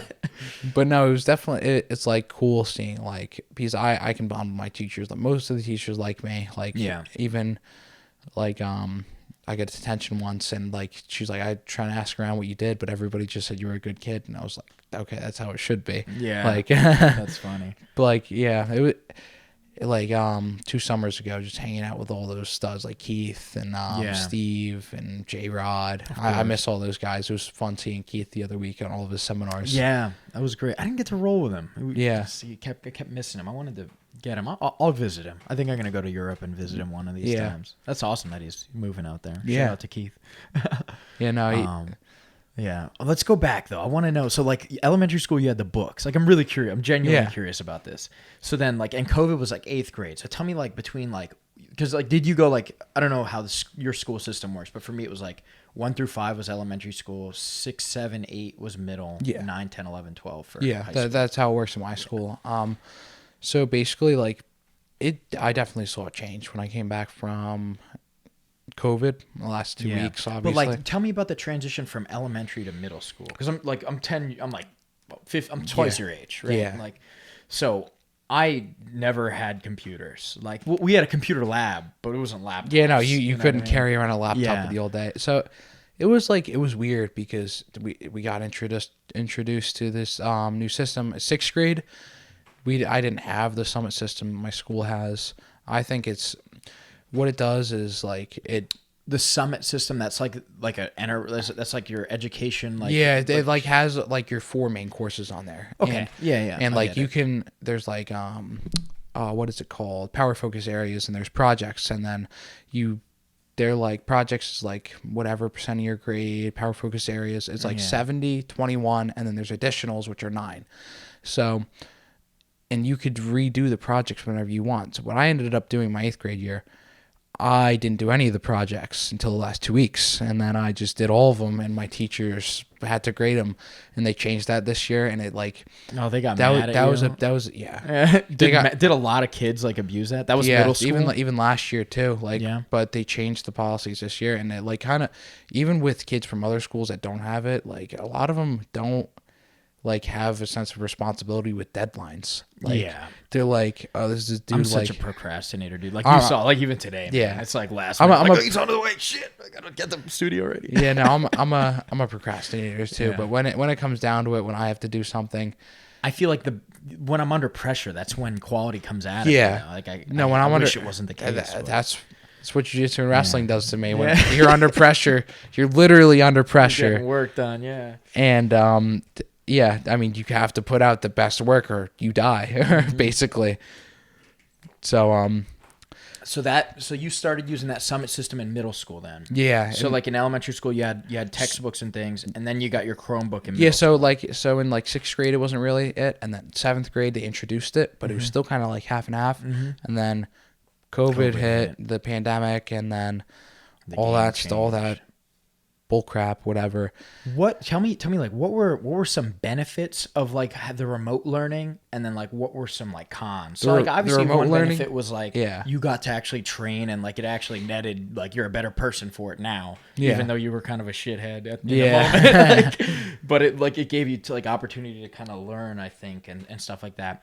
Were the laptops like locked down? I feel like a lot of kids are getting around like some of these parental controls and things. So like even what I do now is I just have my personal laptop that I do all my schoolwork on there, and like the teachers get mad at me because they can't monitor me. It's like, well, good, because I don't want you seeing what I'm doing. I get all my work done, so why does it matter what I'm doing? All my work submitted, I put in quality work, and if it's not quality, I redo it. So it was definitely like they have like GoGuardian, which is like they monitor your Windows, they can shut it down, you can lock down your computer.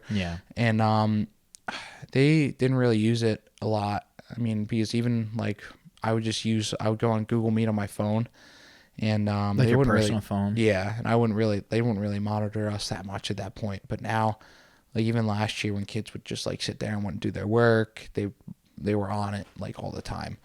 It makes me wonder, like, so the kids had to be home, and you were like that age. So you're like sitting at home, and you like how many days were you at home and you like didn't go into school at all? Well, so like halfway through my 8th grade year, they introduced the hybrid schedule. You had like a cohort or whatever, and it was you went in for like a day in and day off. I wanted to train jiu-jitsu, so I was like, I'm going virtual full time. So they were like, because they gave that option. So it was like you had a cohort A and B, and you would go, if you were cohort A, it'd be Monday, Wednesday, Friday, or whatever, and they'd switch it up every week.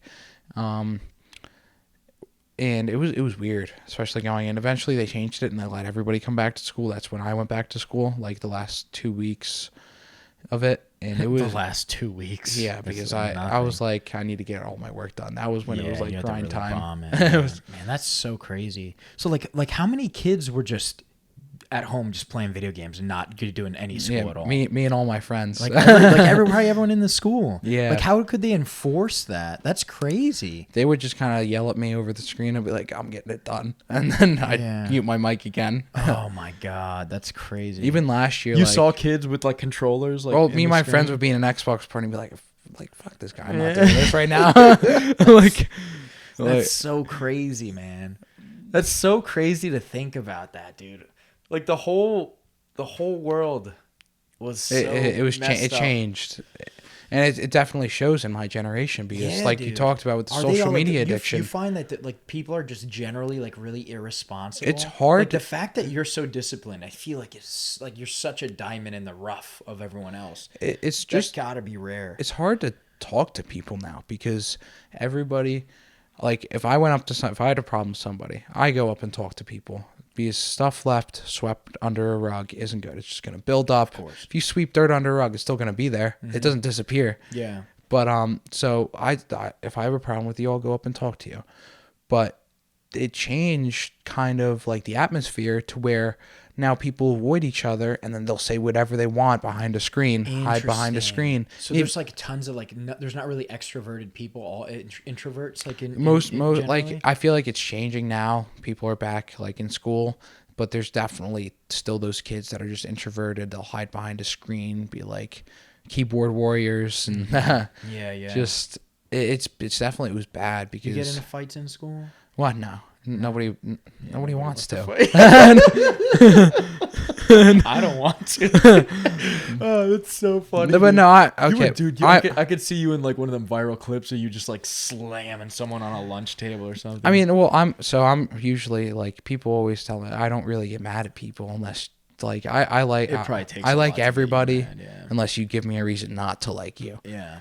And like, you see any bullies and stuff in your school? No, I mean everybody's genuinely cool with each other. They're all on their phones. They're all distracted. Yeah, or like I feel like bullying like is going away because of like that. Just because of that. Yeah, everybody wants to fight like on their phones, and the next day they'll like wave to each other in the hallway. It's like, how does that make sense? Like if I have a fight with you over the phone, I'm not talking to you in school. Like I'm like, and plus you can go back. Like I've had people suspended because one of my wrestling captain last year got suspended because somebody like faked something and posted on their story of him saying something.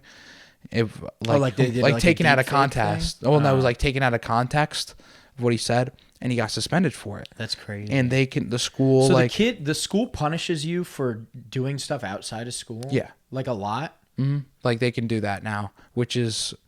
What's your opinion on scary. that? That's scary. Because you think it's like, a little overstep? Or I think it's the parents' job. Yeah. I mean, or let the police do it. I don't know. Like, it's definitely the parents' job to like enforce. Like, schools are definitely overstepping with everything like they're teaching now and everything. Like, what do you think? Like, if you could give advice to like the school board, like what would you say? Like, this is something you could do to implement a change. Like, as someone that's in it, right? Like, because like they probably don't even know. You know what I mean? They're in it from like their perspective, but they don't see it from yours a lot of the time. Well, yeah, no. Like the thing that I see a lot with my school is they don't like take input. They need to like just take input, take suggestions, take criticism. They don't take criticism well. I mean, I feel like that's with any like things. School, like any corporation, dude, anything like that, anything that there's politics in. Like we're gonna do it our way, and it's our way or the highway, and Yeah. So that's with anything. You got to take constructive criticism, and if things aren't going well, if people don't like it, then something's obviously got to change. Yeah. That's fair, man. That's a very balanced perspective. I think people just kind of, and people don't criticize enough either. I mean, I feel like we're all in this like kind of bubble of like be nice to everybody. Yeah, and, just like kind of be sugarcoat, fake kind of like be fake. Sugarcoating. And it's just like everybody just... They do a lot of participation trophies still. Is that a thing? Not really. Not I mean, really. like, no. I mean, you don't get a medal for 4th place in districts. You don't get a, like, last year and this year I got the first all division, all team award for like my division in wrestling.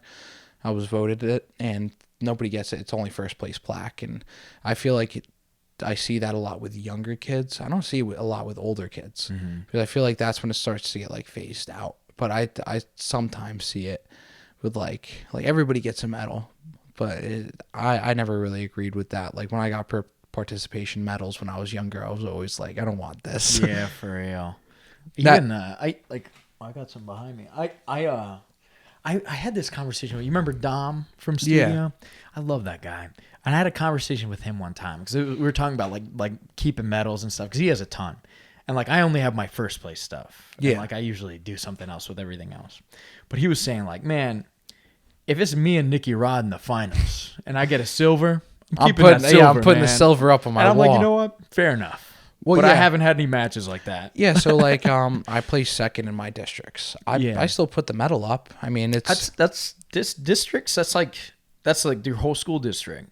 That's a medal to keep, man. Yeah, so like I think it depends. Like you ever get like the shit that I hate is like you win one match and you get a medal kind of thing. It's like if it's a 4-man bracket or something. Yeah, it's like I don't like that. Like if it. Or like it if has it's a to, 2-man bracket and you get a silver, that's the dumbest thing, dude. Yeah, no, like it has to mean something. Like, like it's less about like getting the medal and it's more about like what it represents. Like, okay, like I got silver in this, but I also lost to like this stud who is like one of the best people in the world or something. Yeah.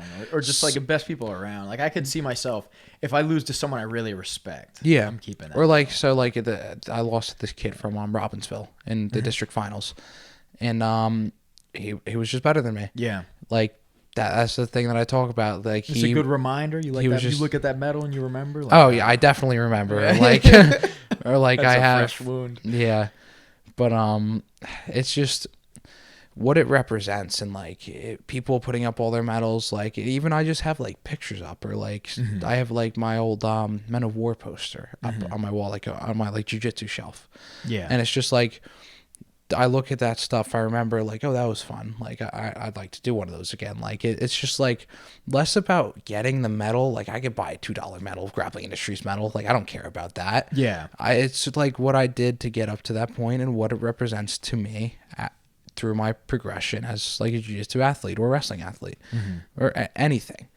You know, that's awesome, man. You have such a mature like approach to this, dude. Like it's refreshing hearing someone so young say it. Like, do you feel like you are like a really like guiding light to like your friend group? Because I feel like even when I was kind of growing up, I kind of sook out like people who were like my age, but like that I respected, and like I always like I like to discuss things with them and kind of like hear their perspective on things. Because it's not like you can ask your dad or someone older, but it's like you don't really get it. You're not in school with me. You know what I mean? Like if I'm being honest, like if my dad tells me something, I'll take it into consideration. But if my friends tell me the same thing, I'm like, oh, okay, all right. So that's how it goes, though, man. But like, I definitely like to get like people's input. Like if I'm making a big decision, like, and that's even like the past month. There's been a lot of big decisions. People confide in you? Because I feel like the kids your age got to look at you like, oh, dude, like you're beating up adults on a regular basis. Like I know some stuff I don't. I feel like like some of my friends, they come to me for like advice and stuff. Yeah. And I mean, I like helping people. I mean, it's just. If you're my friend, I'll go help you. I'll go out of my way to help you if I like you. Yeah. And give me like an example. You don't have to like drop names or be too specific, but like what's like a problem someone brought to you and like you feel like you had a really good or even like solution. like somebody's having a problem with like one of my friends having a problem, like a girl or something, like I just give them the best advice that I can. And I mean, it's just to my knowledge and to the experiences I've had up until this point. So like, I was like, I don't know if that's what you should do. This is my personal opinion. Like, this is what I would do in that situation. And even I go to my friends, I go to my dad. Me and my dad are very open with each other. Yeah. Most decisions I make, I ask multiple people that I trust, my inner circle. And it's just like, you got to bounce ideas off of each other. You got to people need people. That's just human nature. People need different looks. That's with anything. Yeah. That's cool. So like, I'm curious, like when you go out, like how do you go from your school to your house to jiu-jitsu? Like do you like drive your bike? Like who gets you there? Like I know your dad obviously drives you a bunch of places. I just have my friends or my friends that are seniors. They they'll have them pick me up from my house. We go to school. They'll take me home. And then like you go lift weights at your school? Yeah, I lift weights we'll go home, I'll pick up my stuff, they'll pick up their stuff, we'll go lift at the school. Sometimes we'll go lift at my house if the weight room's closed. And then I'll go home, I'll chill out for a little bit, shower, freshen up, and then I'll get ready for jiu-jitsu. My dad will take me, or if I'm in a pinch, like my older brother will take me, or someone else. I usually find a way to get there. Nice, man. That's cool. That's good, man. I feel like you have a very good foundation too. Yeah. How do you like? Have you seen like any kids in your class where like maybe their home life's not really like that good, and then like you kind of observe that kind of thing? Like how would you approach like, I don't know if you have any friends like that, maybe like they don't have like their parents in their life that much. Yeah, I mean, so I've definitely seen that. I mean, I've experienced it too. I mean, it's just kind of, it's like using things as an outlet, like we were talking jiu-jitsu, or using other things as an outlet.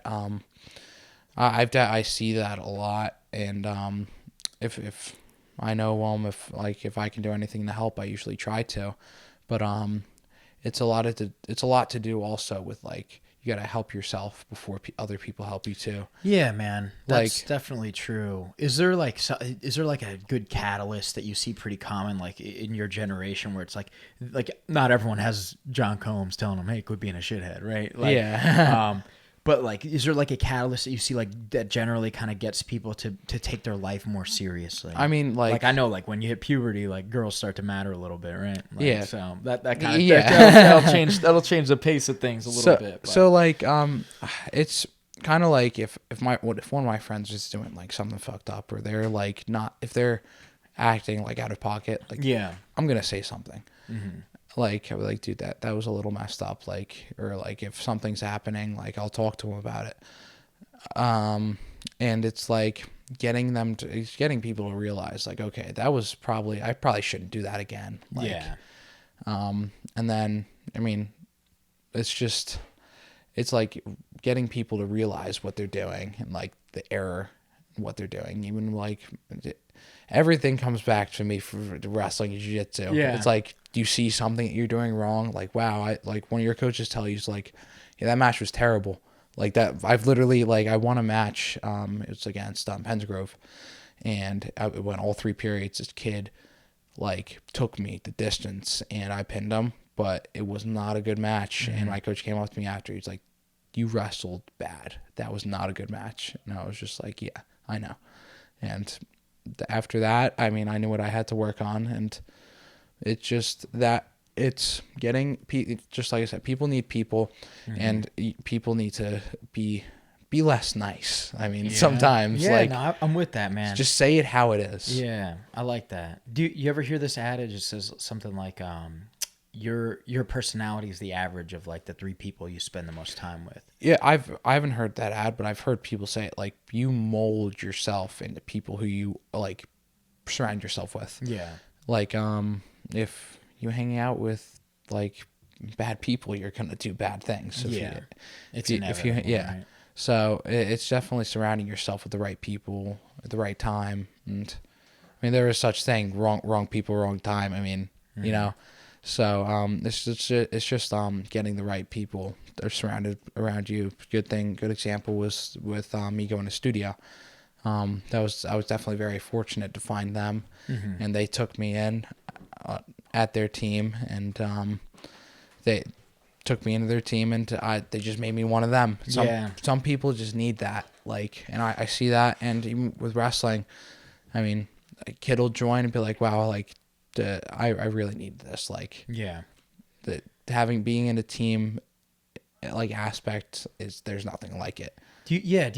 That's very good advice. Do you think there's other things that like young guys like you can do to help bring structure to their lives? Like, obviously, like from both of our perspectives, like jiu-jitsu and wrestling are the way. But like, do you have opinions on like other things that might be really good tools? Like, I know people say football, but in my personal opinion, I think a lot of shitheads are in football, to be honest. Like, I know, generally speaking, and there's so much ego in wrestling too, don't get me wrong, but it's but it's like, there's generally more quality people in grappling, and I hate to say it like that, but it's like, I do tons of things, right? I'm the bard of all trades, right? I do music, I was a parkour guy for a while. I do so many different things, and the community that I consistently like get along with the people the best in is Brazilian Jiu-Jitsu and MMA. I don't know what it is, but generally speaking, when you're a practitioner of an art where you're basically trying to get your ass kicked on a regular basis, like you're going out of your way to beat people up and get your ass beat. It makes you a good person. I don't know what it is, dude. No, it humbles you in a different sense. And I think like what I was saying about wrestling earlier is it's just like a different atmosphere being in a team, having people hold you up like that. And then sometimes you got to be put down, and like sometimes people's egos are too high. Sometimes people's are not confident enough in themselves. And I see the lack of confidence a lot in people too with that. And like that, like a lot with some of my teammates, that was the difference between them winning a match and losing a match. Being confident in a shot, but they weren't confident enough, so they didn't shoot, and they lost the match by 2. So being like, my advice is just do something physical, like get out. Like, you don't have to be like confined in this little space. Like, meet new people, go do different things, like find something that you like to do, and find good people to do it with. Do you think like gaming's a good thing, like for kids your age? It definitely can be good in moderation, though, just like anything. In moderation? What's for me, like I really like competitive games, right? And what game do you play? Let's start from that. I'm playing. I go through phases with games. Like I used to play a lot of Warzone. Warzone. Okay. Right now I'm playing a lot of Siege with my friends. Okay. Rainbow Six Siege. Yep. So FPS guy. Right? Yeah, FPS. Yeah. So like you've played like some like Call of Duty lobbies where like people are talking a lot of smack. Right? Oh yeah. So it can be kind of a toxic environment. It can be toxic, but like it kind of hardens you. Yeah, right. It's the most fun shit at the same time, and it's silly that that's true, but it is. Even when I'm just playing with my friends, like we get heated at each other sometimes, and it's just like, why would you do that? Like, definitely. But like, do you think that there's like certain things like something I worry about is like not, I don't want to, like, I have such like two opinions on this, like Grand Theft Auto, because it's like that could inspire you to do some terrible things, or it could be a great outlet for you wanting to do terrible things, right? Like it could be both. So I feel like that's actually a good thing. Like so Grand Theft Auto, I didn't play it till like I was 10 or 11, which I feel like, yes, you shouldn't have 6-year-olds playing Grand Theft Auto. No. That's not good. Yeah. But people blame stuff on like on games. They blame it on like creators too, like you see on YouTube. Yeah. If you as a parent, or you as like a person, you don't want your child playing something like that, if you don't want your child seeing that stuff, then don't give it to them. Exactly. Why is it the developer's fault? Why is it the creator's fault that they're seeing this? It's put out on a public platform that's supposed to be for everyone, but not for children. That you're supposed to be 13 plus to be on YouTube. You're supposed to be whatever. Like, GTA is rated whatever. It's not rated for kids. It's not rated E for everyone. I know that. 100%. It's probably R rated, honestly. Yeah, it's definitely R rated. I was gonna say, man, it's probably whatever the worst one is, honestly. Yeah. So like, but yeah, I agree, man. I don't think it's like Grand Theft Auto's not making criminals. No. You know what I mean? It is a silly simulation. You know what I mean? But you could, if you were already predisposed to do some bad things, it could definitely give you ideas. It could definitely give you ideas, definitely. But I feel like that's still like on the person who's playing his part. Like, there's way more factors than just Grand Theft Auto. Not everybody who's gonna be playing Grand Theft Auto. Like, I can't tell you how many times I've just like dive bombed a plane into the city in Grand Theft Auto. Like, it's not like you're gonna do the next 9/11, right? It's not like I'm gonna go do that in real life. Yeah. And there are situations where it's been inspired, but that's a very small percentage of what it is. So are you going to take away all of this stuff just because a small percentage of people did it? Like, and that's an argument with a lot of stuff. I think it's more of a nature nurture thing. Yeah. I think that this is like the tertiary or secondary, like or further down kind of thing that would inspire that. There's like way worse things going on at home. Yeah, you know there what I mean? is.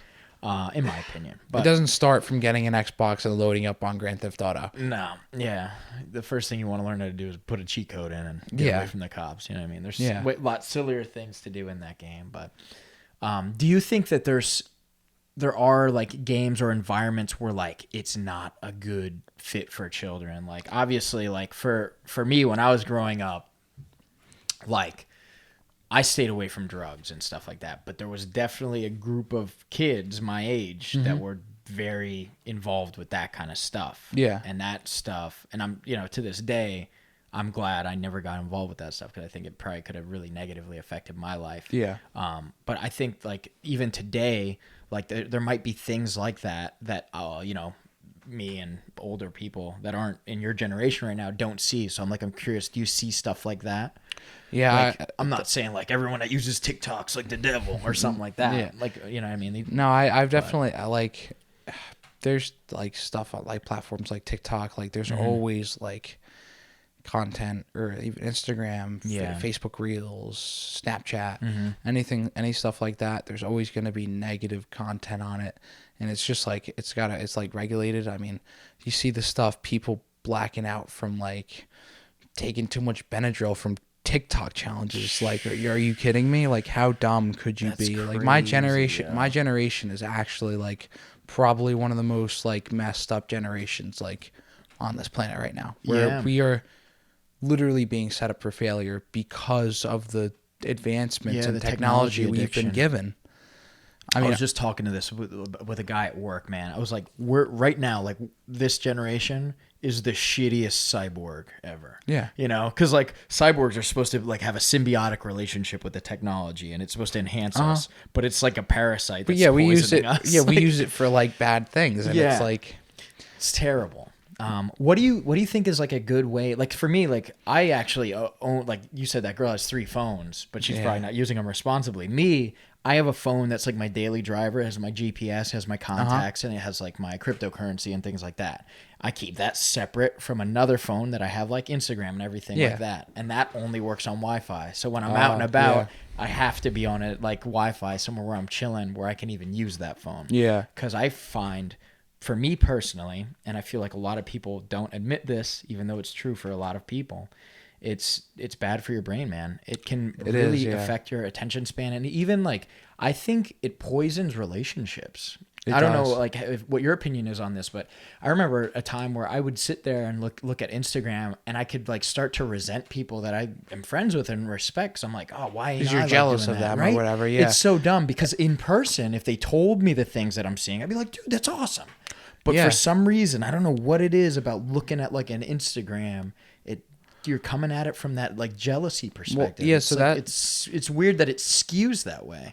So I keep it away because I don't like that. I don't like to feel that way against people I like. I think that's good too, and like that's the thing that I was saying about like guys my age trying to compare themselves to bodybuilders. Yeah. Now, like Yeah, it's not that. realistic. I mean, nothing that I post like maybe pictures or like good clips from my wrestling matches. Yeah. Not every picture and clip looks like that. There are some clips of me getting my face pounded in. Yeah. There are some pictures of me getting thrown. Obviously, I'm not going to post those, but you got to look at it from a realistic perspective. And like, I know Nicky Rod is going to post a clip of him getting or losing, or Gordon isn't going to post an old pic of him losing, or none of those guys are going to, because it's their brand. I mean, so like that's Instagram's their highlight reel. Yeah. You know? So, and that's how it is for everybody. And I mean, I respect it. It just needs to be, it's a tool. Yes. You need to use it as that. It shouldn't be the main focal point of your existence. Yeah. I mean, how do you, like, if you were going to give someone your age advice that's having addiction problems with this, like what advice would you give them? Like, yo, like, you know, put like a timer on or something like that. Just put it away for like a few days, weeks. I mean, because then you really see how much you don't need it. Like I've gone a couple, like some days I don't even open Instagram. I mean, I like open like Snapchat because my friends text me. Yeah. Like, yo, you want to go here, whatever, right?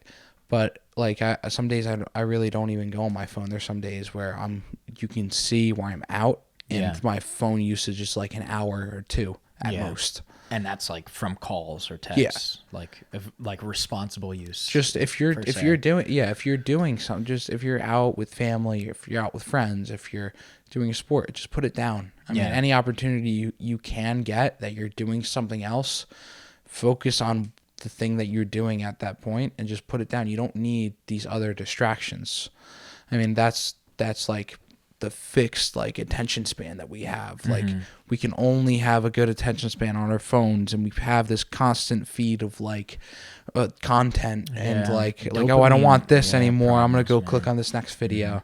And so it's definitely like it's we don't use it correctly. I feel like there's definitely other ways to use it. So what social media do you use? Like what are the apps on your phone that you use? Well, like I have like Instagram, obviously. I have Snapchat to talk to my friends. I have Instagram. Oh wait, I already said that. And I have Facebook. Facebook, Instagram. They're the same thing. Discord at all? Well, Discord now. No, I don't really use Discord. I feel like you game, so I know that's popular. Yeah, no, I have like the Xbox app, and then like I don't really use many. You don't use TikTok though? No. I feel like that's like probably the worst one. Yeah. I mean, but now you see all these big companies like Instagram, Facebook, they're copying TikTok. Absolutely. With the reels. Even YouTube, right? Yeah. YouTube started with the shorts. YouTube shorts, yeah. So they're copying, it's the same thing. It's just an American company. Yeah. It's just yeah, man, I could go down that rabbit hole, but let's not. Yeah. Oh, we got looks like we're having some network issues. Let me take a second and look at that really quick. Technical difficulties. First one back. Probably inevitable that we were going to have something. Yeah. But anyway, we were talking about like the social media addiction and stuff like that. Bring your mic up just a little bit. Yeah. So, yeah, dude, that's interesting stuff, man. Another thing I was kind of curious about was, do you have like any like strategies for like staying off of like do you ever like go through, like you're on Instagram and you're just like, let me watch a story quick, oh, John or Keith like got a cool thing, like, oh, sick, and then like you start going down the rabbit hole, right? You get stuck. How do you kind of like call yourself out and like stop that kind of stuff? Like, you know what I mean? How do you pull yourself out of the rabbit hole? I usually like I'll do that like on my free time. Like if I'm not doing anything, I'm laying in my bed, like maybe I'll scroll through Instagram, like see what's up. But if I'm lifting weights, if I'm at Jiujitsu, if I'm even you just school, can't even touch your phone, right? Like I like it. Yeah, like I said, I'll respond to my friends, I'll text my friends, but I'll kind of leave the social media part out of it because like I really... So you just kind of always have like a thing in your mind, like this is a tool. Yeah. Yeah. Do you think that's common in like kids your age? It's No, definitely you not. don't think so? They think it's a need. Give me like a percent. Like how many people are like effed and how many people are more like kind of closer I to feel your like side probably like 60%. 60? That honestly isn't as bad as I thought you were going to say like 90. So, I'm happy to hear that. I feel like there's a lot of kids that are addicted. Yeah. And like a lot of them are like, they go on it with moderation. I mean, most of my friends do. Yeah. And there's like, I feel like most of the people I see like now, they don't really like to, like the people that I hang out with, they're not really on it a lot. Like when we hang out, we're with each other. Do you think it's because they do other things? Like I feel like kids who don't have a sport, they don't have anything else. So that's why they get stuck. I feel like definitely like I said, get involved with something. Go do something. Go find something you like, because that'll keep you occupied. Yeah. Or even like kids my age, go get a job. Go do something with your life, and except for just scroll on Instagram all day, because it's not good for you. Yeah. It's not good for anything. Even like most kids with like hunching over like all the time too. Like it has mental and physical attributes to it that aren't good at all. Yeah, definitely, man. I think thanks for you're giving me like very good feedback here. I have a lot to like think about. I'm definitely gonna have you back on in a hopefully near future. But that's great stuff, man. I think that's huge, and like trying to get into that stuff is really important. What about like if you had to take a stab, like if you were going to give a survey, give like an opinion, right? Because you're not going to be 100% right about this, but if you were going to survey everyone in the 10th grade class at your high school, what job do you want when you grow up? What's the percent that's going to say like content creator? I feel like a lot of them are, because that's just like kind of percent. Like how many do you think? Take a guess. Like probably around like half of them. Half. Yeah, that's crazy. I'd say that, because a lot of them are like they always see these like guys like Casey Neistat, Logan Paul, Jake Paul. They made their career off of being this like douche on YouTube. Yeah, and basically, like there's no really other way to put it, and I don't like to put it like that, but it's true. It's just building your brand, and I feel like a lot of people want to do that. It's just like most of the average people, they had opportunities leading up to it. I'd imagine Logan Paul, Jake Paul, they came for money. Yeah. They had opportunities to do it. Most of these kids got like their phone. Yeah. Which honestly, I'm not saying don't go for it. Some kids, like some people have done it. Some people have done it. But I think like the industry is getting so saturated. It's kind of like the same too thing. Much like content. Yeah. Well, I was talking about like the music stuff earlier. Like, I do the music for me. Like, I'm not gonna be the next Drake. You know what I mean? And I'm not trying to be either. But it's a great creative outlet. And the same thing like with this podcast. Like, I'm not Joe Rogan. You know what I mean? But I have had so many people that I love and respect tell me that I'm like good for jiu-jitsu. Like one of my friends from New York who's a brown belt named Tomas, great dude from Emerald City. He said like I'm a gift to the jiu-jitsu community. I was like, God, that's so you kind of connect amazing. Everybody you together. Know what I mean? Yeah. And that's such a great thing to hear.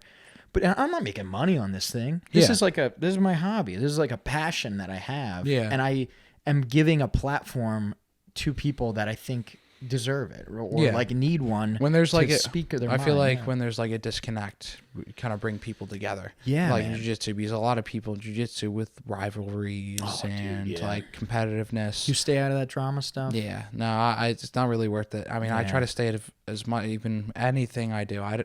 Keep my name out of your mouth if it's in a negative way, please. Like I don't want to be involved in any drama. I just want to go to jiu-jitsu and live my life, to lift some heavy stuff, and like life's too short to live with all these problems and stuff. And like I said, some problems need to be addressed. But if it's little stupid petty stuff, do we really need to dwell on this? Yeah. You ever hear like what was it, like pride and like the ego and stuff like that? That's the only poison that's good for you when you swallow it. Yeah. You know, and I think that's like a huge thing. But kind of going back to what I was saying, when I create, like the content that I create is like the first question I ask myself before I do anything, like that I'm going to put out on like the internet is this going to make the world a better place? Yeah. Right? It's that simple. And a lot of people who are big on the internet don't ask themselves that question. And it does, and because they don't have that first thing to hit. I mean, they care about themselves and only themselves. Well, they don't have that obstacle, so nothing's stopping them from like doing whatever they want to succeed. You know what I mean? And for me, I unfortunately have ethics, so you know what I mean.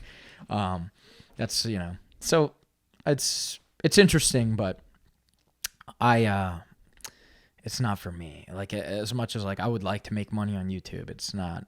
At one time, that was like the goal. Like when I was in the bus traveling, like I was like, I think I can do this, but couldn't do it. You know what I mean? And I think it's really important, like for kids too. Like I'll give advice from my perspective is, if you don't create tangible, identifiable conditions for failure and success, you're going to be wading through smoke. Yeah. And you're not going to know where you're going unless you have to have a clear vision. Like for me, it was by the end of 2022. If I didn't have 1,000 subs by then, doesn't mean I can't get 1,000 subs. In fact, I have 1,000 subs right now. But that would meet my condition for failure. Yeah. And that would mean I need to move on to the next thing, right? Because, the bus thing could have worked, but I ran into a lot of issues that I didn't foresee, and because of those things, because I had my condition for failure, I was able to say this was not it. So now I'm going to reassess the situation from here. What is my next, like, what's the next best thing? Like, how can I, what if I look at my position, look at my assets, look at my strategies, look at my abilities, and my network is huge, right? Because the bus gave me a great network. You know what I mean? Yeah. So because of those things, I can recalculate. And I was like, you know what? I think it's time to get a house and make a studio in the house with the fireplace. You know what I mean? Yeah. So like, that's like, before I went into this wrestling season, I made goals for myself, and I met those goals, but I told myself after, I was like, those goals were a little too easy to meet. I got to tighten them up now. That's awesome. I mean, you need to have strict, not so strict, you need to have goals and deadlines. Yeah. And if you're not meeting those goals by those reasonable deadlines, obviously, then you got to be doing something different.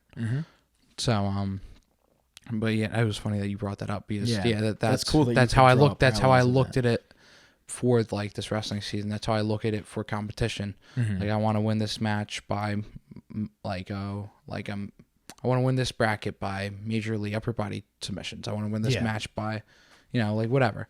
So I feel like goals and deadlines are good for people, and it kind of creates a routine. Yeah, and it keeps you honest. Yeah, I think that, and it's really important. And I think that's another thing, not to say, oh, jiu-jitsu is amazing, but it's like in jiu-jitsu, pressure testing yourself every time you train. Like anytime you roll, you're actually seeing okay, is this theory that I had where this strategy is going to work true or not?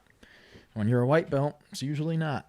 And that's why I think it's so good from that perspective. And even now, I'm a purple belt now, and I don't even know. I remember when I got my purple belt, I had to ask myself, because I had this goal right after I had gotten double gold as a white belt. I got my blue belt the next week. And it was this felt right. I just beat... You earned it. Yeah. I beat many of my peers at my weight class, at my skill level. I did feel like I earned it. And then when I was a blue belt, I competed probably more at... I mean, it makes sense, right? Because you're 2 years at white belt, you're 4 years at blue belt. So I competed more at blue belt than I ever did at any other belt. But I didn't ever get gold at blue. But eventually my coach gave me the purple belt, and I felt man, I do not deserve this. But then I had to realize there's a lot that goes into jiu-jitsu, and it's not always about it depends on the person. And I honestly I had that problem with jiu-jitsu for a while, where I would focus too much on my rank and use that as my progression point. But I learned to use competition more as a progression point and how I'm doing, because with me, I had to go through a lot of the kids ranks. So all the people that I was training with, all the adults, going through like white to blue, and then I just recently got my blue belt in December. Yeah. When I was eligible to get it. So I kind of put less emphasis on the color belt that I am and just how I'm doing in training, in competition. Yeah. Because if I had a move that I couldn't hit last week on someone, on the same person that I couldn't do it to, like, that shows progress. That means more to me than what color belt I am or how many stripes I have. Yeah. Because that shows I actually improved and I made progress in that sense, really. Mm-hmm. Yeah, man. I think that's legit. That's the most legitimate way. And there's a lot to jiu-jitsu, right? Like, there are black belts who don't compete, right? Mm-hmm. Like, who've never competed, who got their black belt. And there's a lot of aspects to it. And for me, like, one of the things when I got my purple belt that I had to ask myself is, like, why do I do jiu-jitsu? Yeah. Is it to compete? My coach competes every freaking weekend. In fact, my coach, Andrew from Valley Jiu-Jitsu, is in Mexico right now doing CJJ. Oh, yeah. You know what I mean? So it's crazy. Like, he and I love training under him because he's such a, for me personally, and probably for you as well, it's really important to train under like a leader who's also in the fight. Like, you got Eric over there, and Eric's tearing up the scene, right? Like, you know your coaches are, doing shit differently. Like, I have another coach who's the other black belt at Valley. He has a neck problem, can't really compete, and he still kind of competes, which is insane to me. But it's like, am I doing this to compete? And it's like, no. In fact, I started jiu-jitsu because I wanted to just be a competent martial artist, right? Like, I want to be able to win a street fight if I need to. So, like, recently, something I've been really getting into, like, I was in my gym, I was my coach's main training partner for CJJ. We were smacking the shit out of each other. Yeah. And I love that. I don't know what it, like, and I don't see myself doing MMA. Yeah. But, like, I love to put, like, gloves on and, like, just simulate striking in my jiu-jitsu. Like, lately, like, in the last year, I've been really into that. And it's like, I'm not trying to do MMA or really, and there's not really combat jiu-jitsu competitions near me. I might try something like that, but it's not really a thing. So I'm doing it for my own goals, and I get to, like, draw my own kind of stuff out. And because of that, my pressures on my jiu-jitsu training aren't as, because of that, they're not as, like, well defined, but I get to make it like my hobby, right? Because I'm a casual at the end of the day, right? Yeah. Like, I will compete. In fact, I love to compete with my team or with, like, a friend, like, or a group. Yeah. Like, I remember I saw, like, a bunch of y'all studio guys at Battle of the Beach. Yeah, you know, exactly. Yeah. And I remember I lost a match there in front of Matt DeVore, like, from the Black Basement Crew, another New Jersey guy. That was a group that was training during COVID. And I lost in front of him, and I was in 50-50 or like Ashi with this kid. He beat me by, like, a point or two. And I was just like, bro, I could have heel hooked this kid. And I just didn't trust myself. So then after that, I just, like, got on a tear. I did more, like, I did so good in the gi. And that was, like, for that competition. I never did so good in the gi before. I got, like, 3 straight ankle subs in the gi. Yeah. How is that not the thing? I don't even know, but, like, it's just you learn so much about yourself when you compete. Yeah, and, that's why I love to, like, perform guitar on stage too. It's the same thing. Like, you learn so much about yourself when you're put under real pressure. Like, this is this is it. No, that's why I recommend, like, everybody that trains jiu-jitsu at least competes once. It's the closest you'll get to a real life scenario like that ever. Yeah. I mean, there's nothing like someone actually trying to kill you over a $4 medal. Like, you're saying that's way too expensive, bro. They're like 50 cents. Let's be real. Maybe. Depends on the comp, right? But there's nothing like that. Even there's nothing like in wrestling. There's nothing like having another kid your age trying to kill you over getting their hand raised. You don't even get a medal. I know. You just get your hand raised. You walk away with pride. Mm-hmm. So there's nothing like that in the world. And I was even talking to my dad about this. There's nothing like the sport of wrestling. There's nothing like the sport of jiu-jitsu, really, but it's more wrestling. Mm-hmm. There's nothing like doing something like that because it's... Oh, excuse me. Yeah. It's nothing like there's no other sport that has the grind like that. There's no other sport like that shows like the martial grittiness arts in of people. general. I feel like because boxing is like the same thing, right? Yeah. Like any martial art is different than football, lacrosse, right? Like it is way different. Absolutely. Yeah, because then if you lose in jiu-jitsu, if you lose in wrestling or boxing, it was on you. You can't blame it on the quarterback. You can't blame it on the D line. You can't blame your team stops helping you once you cross onto the mat. Like, you know what I mean? Like it's up to you then. So like that's what I like about it. You take your team out of it and it's just you. Nobody can help you. You are helpless for those 3 periods or that 5-6 minutes you're on the mat. Nobody can help you but yourself. And it's like anything can happen in a wrestling or jiu-jitsu or boxing match too. Yeah. You could shock the world. I mean, like the NCAAs that I referenced earlier, Spencer Lee, he was supposed to win his 4th consecutive one and lost to a kid who's never won an NCAA title ever. He lost to the 5th seed. He's number 1 and he went undefeated this season. I've won matches that I definitely wasn't supposed to win and that where the odds were stacked against me. But I mean, it shows anything can happen. It's such a beautiful game because of that too. Yeah. Like it was like legit. Like I was training leg locks with these guys for years, and then I lost in front of them. It was I lost I lost in a leg lock battle in front of them. It's like there's no reason that should have happened, but for some reason I just choked. You know what I mean? And it's you can be on both sides of that, right? Like I've fought against like really brawlic dudes, and for some reason I can choke the shit out of them. It's like, did I just win that against that guy? No, like there was a couple of kids that I went against this year that were just super jacked, but then I just got him. Yeah, scam the slip. that wasn't most of them. Most like 2 jack kids I went against this year definitely threw me on. That's awesome, man. But yeah. So if you could fight, let's talk a little bit about the martial arts now. We got so many tangents up to this point. Yeah. But if you could fight anybody, like who would you want to fight? That's the same thing with the MMA question. I feel like like a jiu-jitsu match. Like, do you have a jiu-jitsu match that you'd like to have? I should have clarified for that. I don't know. I mean, I feel like it's like anybody. Just give me someone. Yeah. It doesn't really matter jiu-jitsu, what sport it is.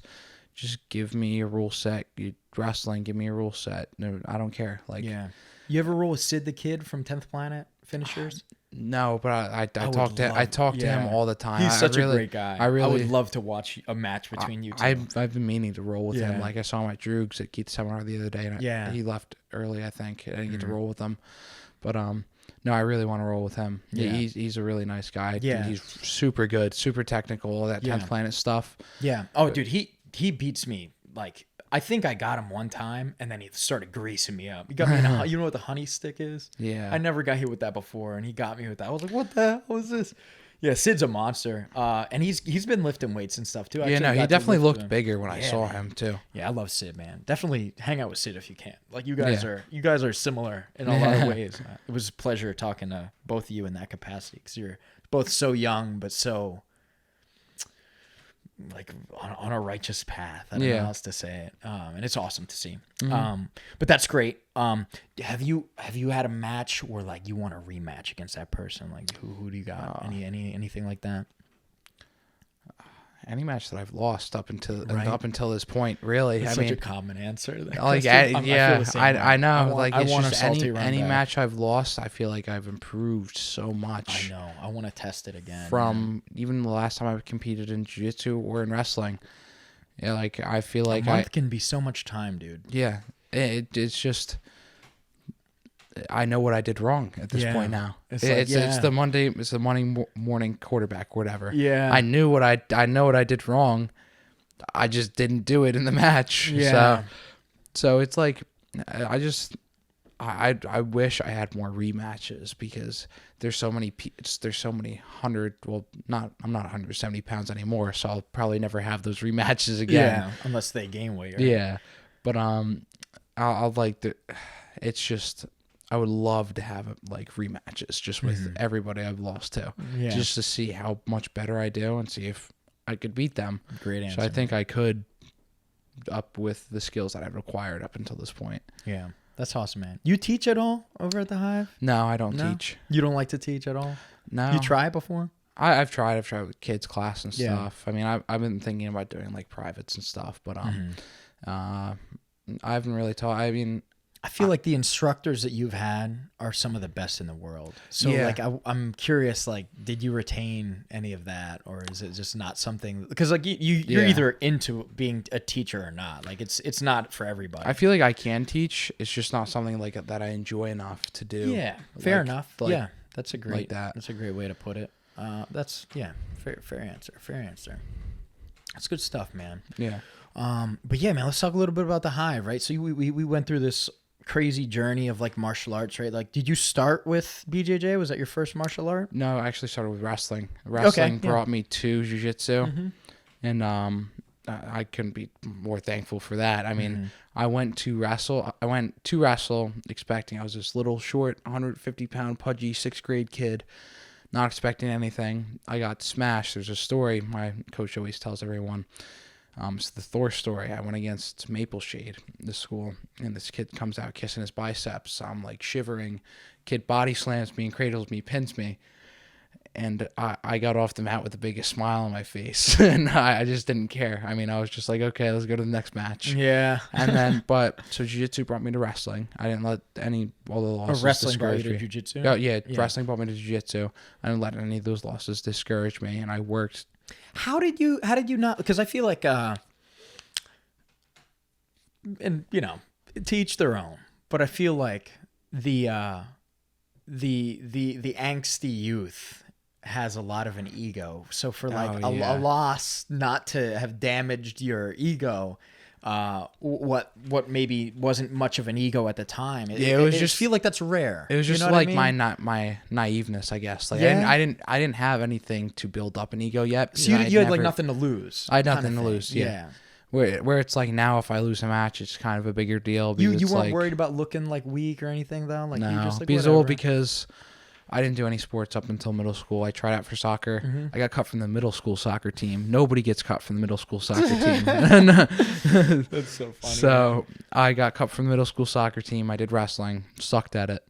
I enjoyed it though. Yeah. Which that was the good thing. And then I did track. Track was, oh my God, I don't know why I did track. I hate running. I hate running. Me too. It's the worst. There's a running joke on my wrestling team that my run is terrible. Like they call me the fake athlete because I can't watch me. You can watch me wrestle, and I can probably pin just about any kid at my weight that that's around my skill set. But hand me a basketball or a soccer ball, and I won't know what to do. It's rough. Yeah, I hate running. I think like I don't know. I recently actually like in the wintertime, because I was going to the gym a little bit. I ran more like this winter than I have in years. Because I also hate running, but Yeah, I did too. I for just cutting weight. got on the treadmill, and I don't know why, but I just was enjoying it, which was rare. I never really enjoyed. It's just like. Yeah. I understand. I resonate with you, and I haven't done it since. It was like a 1 month. Like every week, I was just doing it every Wednesday. I don't know why I was just running. And then I got back into jiu-jitsu after that, and then it definitely helps. Like I just feel like I have other outlets that I can do. Like I'd rather if I had the chance to do 20 rounds or or run, I'd do 20 rounds. Absolutely. Whoa, man. Yeah. So like, what do you What's like a normal week of training for you like? Well, yeah. So like I said, I lift weights after school. So like Monday, right? So after school we go lift, and then we go do jiu-jitsu. Jiu-jitsu 7 o'clock. No gi. Gi, and then Tuesday. No, my schedule is the same all week basically. I mean, I'm just getting back into it, obviously, because my wrestling season ended like a month ago. Just recovering from some stuff still. So yeah, it's every night 7 o'clock, gi or no gi. I'm usually there, and then looking to start wrestling one night out of the week, or probably two. Gonna lead up to. And you're wrestling at school? No, I'm gonna go to like a club, probably like Elite. Oh, cool. So like, they have one around. They have like wrestling clubs like all around New Jersey, and then I can do tournaments through them. That's cool. That's cool. And that's like not involved with your school at all. No, it's just. I mean, no. Some schools they have like a sub league. They have like a rec program thing. Yeah, it's like that's cool. I could our school could make the New Egypt Rec program. Mm-hmm. So like they're at the New Egypt Wrestling Club, and then we could do tournaments like that. So yeah, I'm usually there at 7:00 every night and doing what I can right now because I'm just getting back into shape. You know? Yeah.